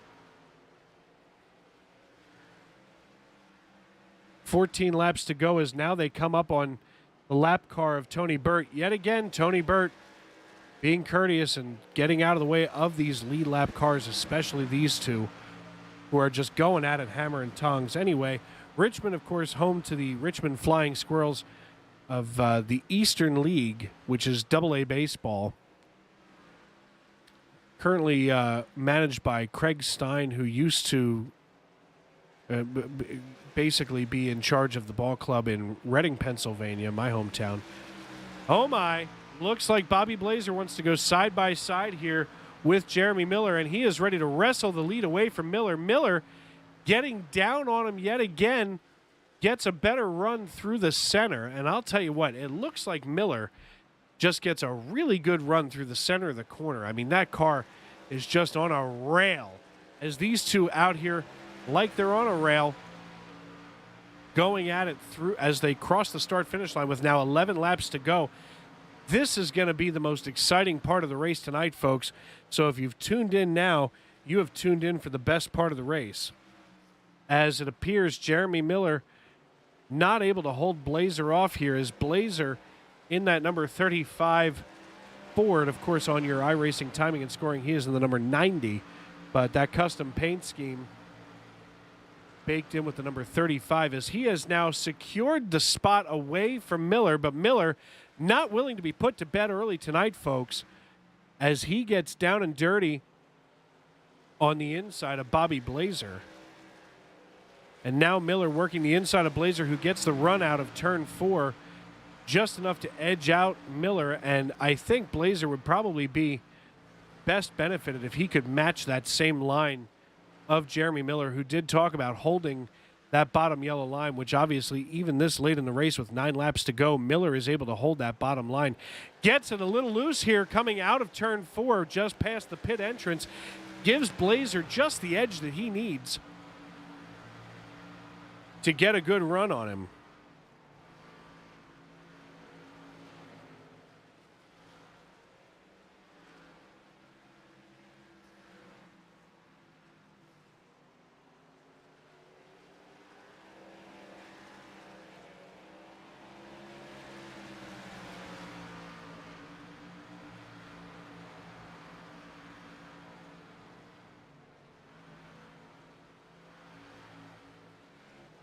And it appears Jeremy Miller in the number 44 Snap Picklemobile.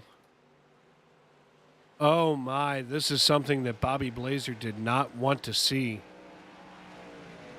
as Tim Swiggett seems to have gotten it all wrong. We'll take a look back.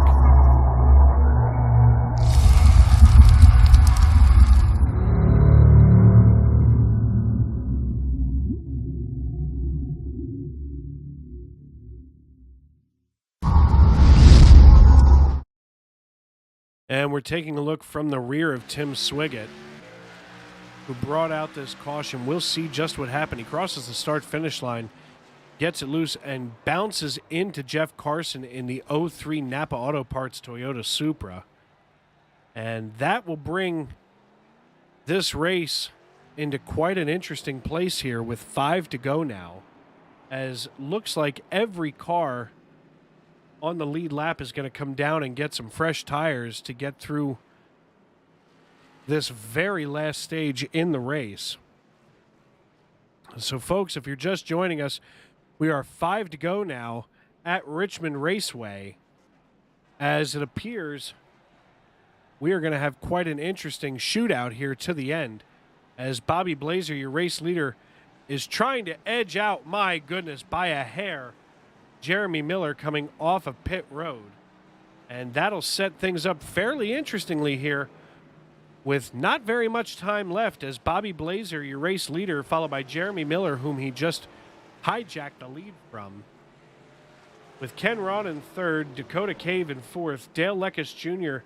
in 5th, Jeff Carson, Michael Overstreet, Andrew Layton, Bob Nestor, and Tim Swiggett, who just brought out this caution, rounding out your top 10. And 12 cars, maybe 13 left on the lead lap, as John Bawalda getting himself some repairs here and 4 tires. We'll see if he can get out before the leaders come back around, and it looks like he will. But perhaps down 1 lap now.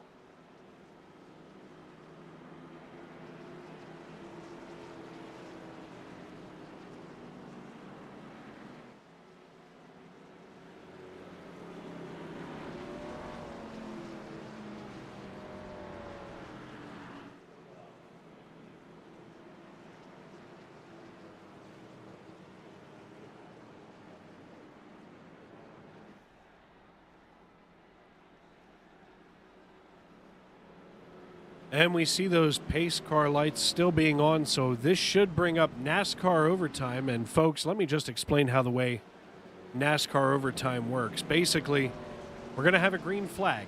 When that green flag waves, we will race around to the white flag. If anything should happen on that first lap, we'll stop, we'll throw the yellow flag, and we'll do it all over again. If we race and the white flag flies, which at this point Bobby Blazer is hoping desperately to see that, as we watch one final time, presumably, for the choose cone to be a factor, it looks like Blazer's going to take the low side with Jeremy Miller on the high side. If the white flag flies, then the next flag will end the race. So whether that next flag be yellow or checkered, that will be the end of the race. So definitely an interesting development here in the late stage.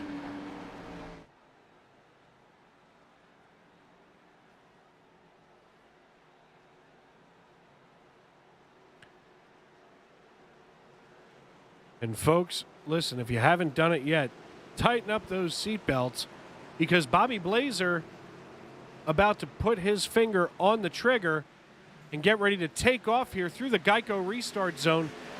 And we are green flag racing now. Again, as I mentioned, we've got to get all the way back around and see that white flag fly so we can know whether or not the race will end. Of course, now we see Blazer holding off Jeremy Miller, doing the best that he can right now. Miller getting ready to close in on the rear of Blazer as they are side by side between Dakota Cave and Dale Leckus Jr. in third and fourth right now. The white flag has flown, so the next flag, no matter what happens here, will end the race. And these cars on fresh tires working on it. And we see that it looks like Andrew Layton may have spun out. The checkered flag flies. And Bobby Blazer in the number 90 Ford brings home the checkered flag tonight in the Monday Night NASCAR Xfinity Series here on the Independence Racing Network at Richmond Raceway in Richmond, Virginia.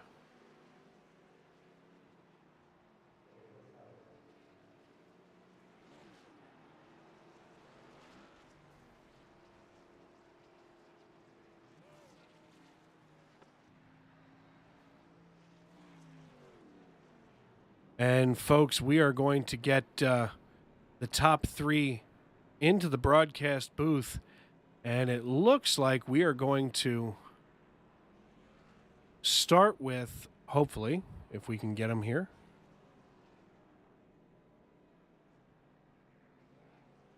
your third place finisher, Dale Leckus Jr. Dale Leckus, Dave Regal up in the broadcast booth. You got a copy, brother? I got a copy. Hey, man, listen, you fought one heck of a race tonight in that number 69 Chevrolet from Caledonia, Wisconsin, and I'm sure Caledonia is proud of you tonight. What did you see tonight from your vantage point? Oh, just it was pretty crazy. We had a couple interesting ones with the tube in front of me. I know there was three really strong guys. We were just trying to keep up with them. Bobby was pretty quick, and then there was two others that were on fire, Jeremy, and then there was one more that I can't think of. Yeah, I mean, one of the toughest things here in an open setup league is that everybody's out there experimenting and everybody's got a little bit different equipment. So how did your setup feel tonight? I know a lot of guys were saying that they were loose and, had set those springs up pretty soft. How were you tonight? Yeah, I came in tonight with a totally different setup. I ended up switching setup shops for tonight's race, went to pay to win. Overall was a great setup. Cannot complain one bit. It was very fast. I just couldn't keep it consistent on my own end. Other than that, I didn't want to change anything because it was too good. Just kind of hung on to it. Yeah, absolutely. I mean, I personally use pay to win when I'm out on track, including last night, even though that didn't end very well for me. I mean, just a heck of a setup shop over there at pay to win. And folks, that's paytowinsetups.com. Check them out, and they have a whole stable full of setup builders. Check them out. Dale, do you have anybody that you would like to give a shout out to tonight? Absolutely. I got a couple people watching tonight. Ironically, my name's Dale, but I got two Dales also watching. They both help on my actual car. One's my dad. One is one of my new crew members. Thanks everybody for coming out. I also got to thank most of my real life sponsors that are also on this car. TTK, Jerry Queen, Bumper to Bumper, Trees on the Move. There's so many people that help me on the track in iRacing and on the track in real life. And they both just, everybody just helps me get into the same thing. There's also Oak Creek Automotive. I know I'm missing a bunch. HTP, Bergie's Pub and Prime. There's a ton of people that help me out on the track, off the track. I think that's everybody. I gotta thank my mom. If I don't thank her, I'll get in trouble, as well as my girlfriend Caitlin. They let me spend my time on this simulator and trying to get myself better for the real racing. Yeah, and then thank you to everybody watching, and also let me say just thank you, Dave, for putting on this wonderful show and letting us race for you guys tonight. Hey man, listen, it's my privilege to sit here in the broadcast booth, and I'm always excited when I get to see racing like we had tonight. So thank you, Dale, for putting on a good show, and I'm sure Caledonia, Wisconsin is celebrating for you tonight on the podium. Thank you. That was Dale Lekes Jr., our third place finisher, and right now Jeremy Miller in the broadcast booth. Jeremy Miller, Dave Regal up in the broadcast booth. You got a copy, brother?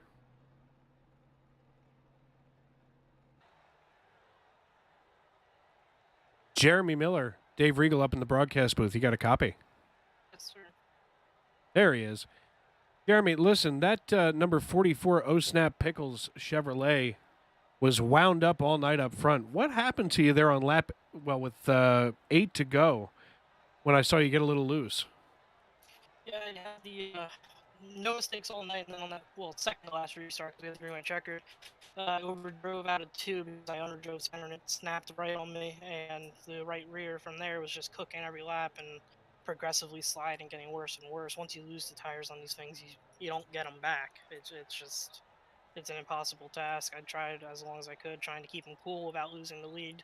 My biggest weakness was short run speed the entire night, so I was pushing probably a little too hard there, but I knew if he got by with how hard it is to pass, he probably would have just driven away. I don't know, if it went green that entire last stage before the second to last yellow, I think I had I had like a 4-second lead. Just wasn't meant to be, I guess. No, trust me, I totally understand. I mean, the way that these cars have been all night, nobody was saying that their car was tight whatsoever. Everybody was set up pretty soft on the shock package. So, everybody seemed to be fighting a loose car, including you. And, my heart kind of broke for you when I saw you fishtail a little bit, which opened the door for Bobby to get around you. Yeah, I mean, he raced me completely clean. I mean, I was driving really hard trying to keep him behind me, and I mean, I was successful for quite a while, and then he gets by me, and that yellow comes out 2 laps later. It stings, because, I mean, if I was able to control that last restart, I have no doubt in my mind I would have won the race. It just fell short by a matter of, inches in that regard. It's just, sometimes the cards just don't fall in your favor. Still led the most laps, second, first in the stages, and overall dominated the race, so I got to be happy with that. Absolutely, man. Is there anybody you'd like to give a shout out to and thank tonight? Yeah, just everybody watching out there, and then my teammates over at Cyclone. Thanks for having me. It was good driving one of their cars. Definitely was hooked up quite well. Couple of things that, it's like it's a little loose in, and that gets me looser off on the long run, but at the same time I don't want to tighten it up in because it's fast, and you got to find that balance, and I missed it as the driver. The setup was there. Trust me, I totally get it. But, at the end of the day, you're there on the podium with that second place finish. So glad to see that for you. I want to thank you once again, Jeremy, for joining us here, and have a good rest of your night. Thanks, you too. That was Jeremy Miller. And right now in the broadcast booth, talking to our race winner, Bobby Blazer. Bobby Blazer, Dave Regal up in the broadcast booth. You got a copy, brother?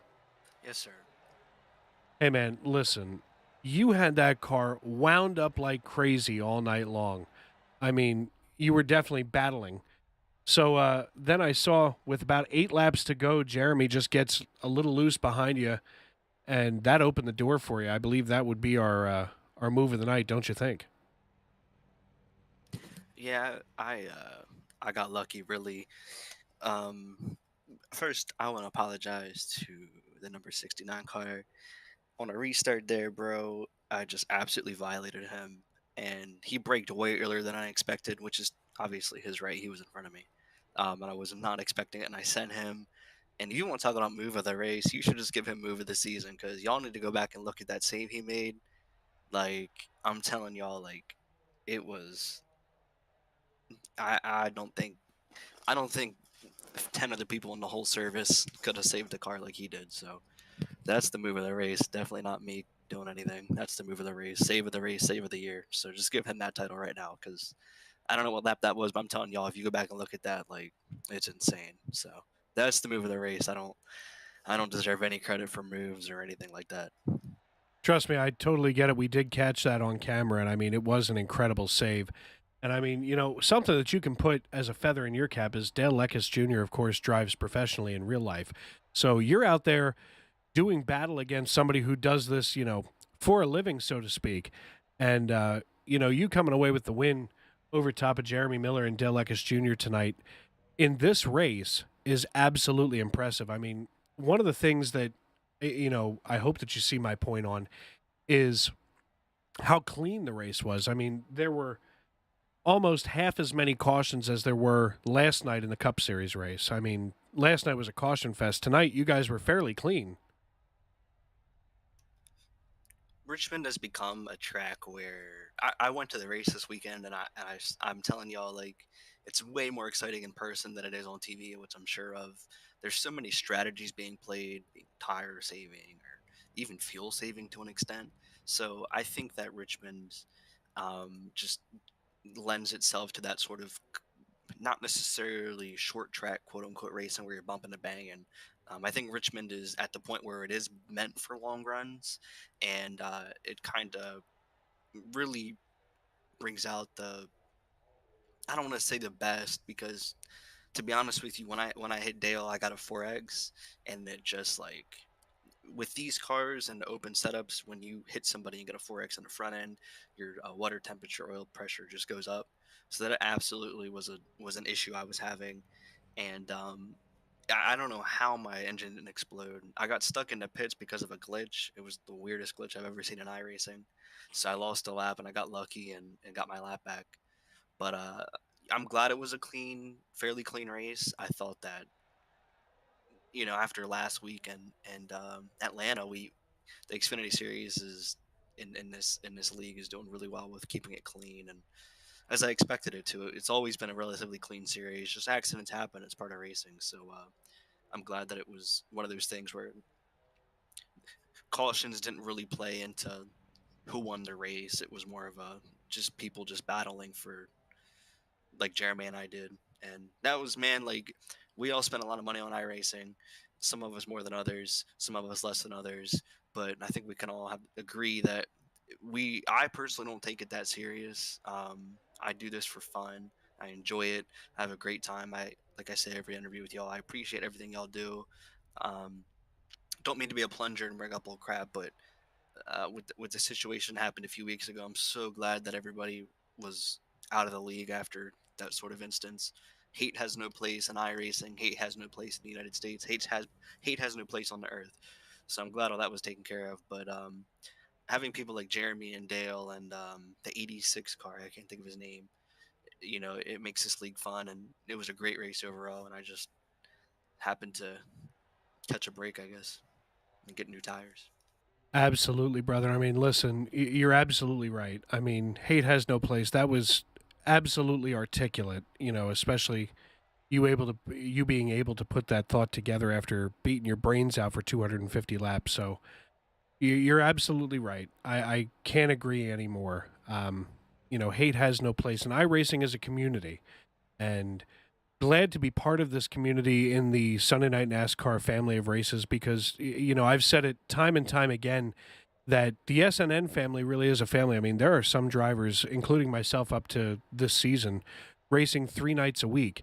Some of us know each other, from the real world. Me personally, I know Bob Nestor from the real world. And, everybody shares that common goal of going out and having a good time. And you have the best attitude at that, especially as you sit here in victory lane celebrating. So many people take things a little bit too seriously, but you're out here to have fun, and man, did it look like you were having fun tonight, my brother. Who would you like to thank tonight and give a shout out to for this run? First and foremost, I'd like to shout out the 44 car Jeremy Miller. He it was such a fun race, man. I'm telling you, like it doesn't you spend the time and the money and those two things combined to have races like I had with Jeremy, where you can just bump and bang and battle, and him not bumping me out of the way. I got into him a little bit, but it was not on purpose, obviously. So having races and battles like that are what I think iRacing is best at, and I think that's what iRacing is meant for. You have people like William Byram, Raja Karuth. Um, I can't think of anybody else off my head that have made a career in real racing from iRacing, but it's the same thing as a high school football team, high school basketball team. You're always gonna have outliers that actually make it. This is just something that is for fun, and I'd be lying to you if I had said that wasn't the most fun I've had in iRacing. Whether I finished second, whether I finished third, it don't matter because I just had a great time racing on Jeremy there. I'd like to shout out EU Sports, my team. Shout out to Adrenaline Spike Design. I didn't have a chance to update my number to the correct one. I didn't even realize that was an issue until Chris was kind enough to let me know. So I appreciate y'all giving me grace with that. Shout out to B-Blaze Vintage, of course, the best vintage streetwear you can buy. Shout out again to y'all as a league putting on this event. I can't imagine it's easy to have everything flow. Today, obviously, and last night and tomorrow with everything that's going on with the truck series and getting that all figured out. So I very much appreciate y'all. I appreciate you every Monday night spending a couple hours broadcasting and putting it on for sponsors and friends and family and whoever else may watch. So I appreciate everything y'all are doing, and I appreciate that the racing is clean and the league doesn't put up with no nonsense. So I very, very, very, very, very much appreciate that. And like I said, everything that happened the past few weeks, I think that says a lot about integrity of people, for better or worse. So I appreciate everything y'all are doing, and it just makes me want to continue to race with y'all and not give up. So I appreciate all that, and the money race is what y'all are raising money for. I appreciate that as well, and man, I'm just happy and grateful to be able to be part of this league. So I appreciate that and the opportunity as much as anything else. So that's pretty much it. And listen, brother, we are glad to have you here, and we'll get you back up there to Race Chat because I'm sure that race review is underway. And we just want to thank you again, Bobby Blazer, for getting us through this race and coming out there on top. Folks, listen, heck of a race tonight on the Independence Racing Network here on YouTube. Glad to be able to bring it to you. And just a really good race overall. We'll take a look here at your final standings. In just 1 second here as we get that pulled up for you.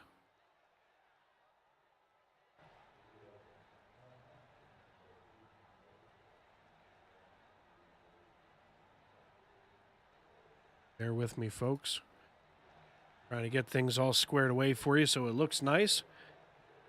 Bobby Blazer walks away with the win as he was able to edge out Jeremy Miller here with about 8 laps to go in this race at Richmond Raceway. Jeremy Miller finishes second with Dale Leckus Jr. third on the podium.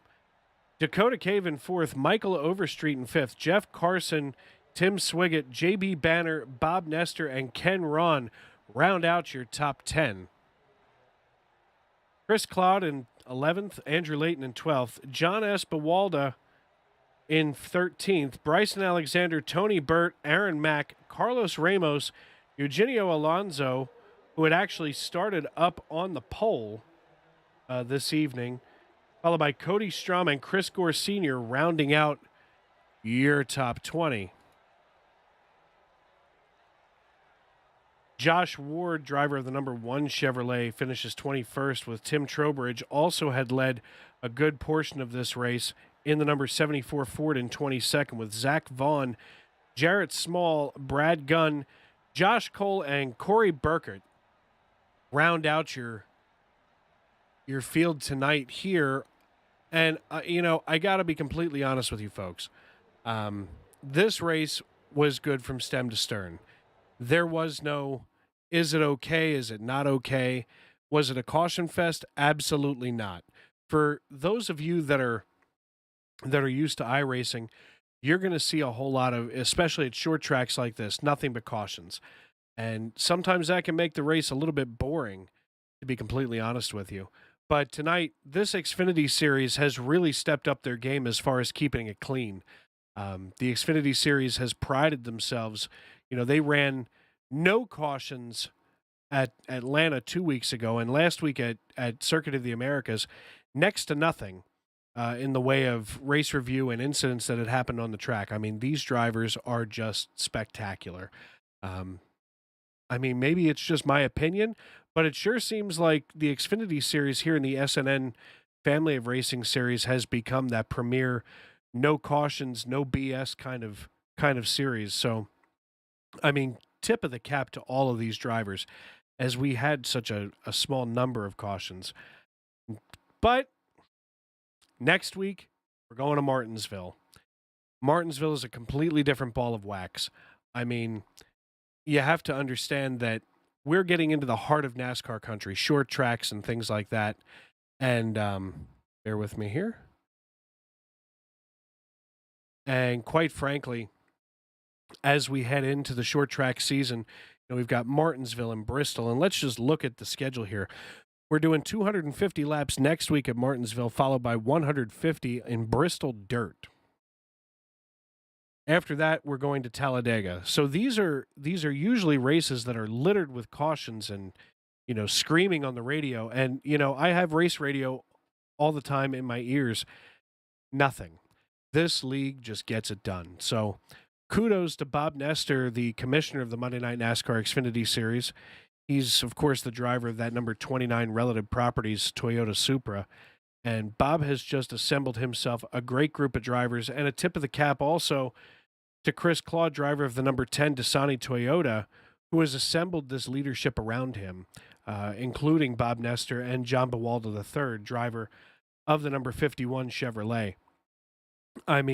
These three men are out here to bring you some of the greatest entertainment that YouTube has to offer. And like I said, speaking of entertainment, if you like hanging out with me tonight, tomorrow night over on ESPN at 10:15 p.m., I'll be hanging out with my good friend Tony Trapasso, my partner in crime, and we'll be bringing you Western States Racing League action at 10:15 over on ESPN. And then Wednesday, we'll be right back here at Richmond Raceway. Myself and Greg McConey, we will be bringing you some more ESPN action for the Way She Goes Racing League. Yet again, another one of these leagues where they pride themselves on being clean. Both of those leagues, pride themselves on being clean. So if you like good, clean, exciting racing, you found it here on the Independence Racing Network. For myself and everybody else with the Monday Night NASCAR Xfinity Series, brought to you by Buttkicker and RS Button Boxes, the Independence Racing Network brought to you by Northeastern Fire and Air, I'm Dave Regal, and I want to thank you for joining us tonight for Monday Night NASCAR's Xfinity Series here on the Independence Racing Network.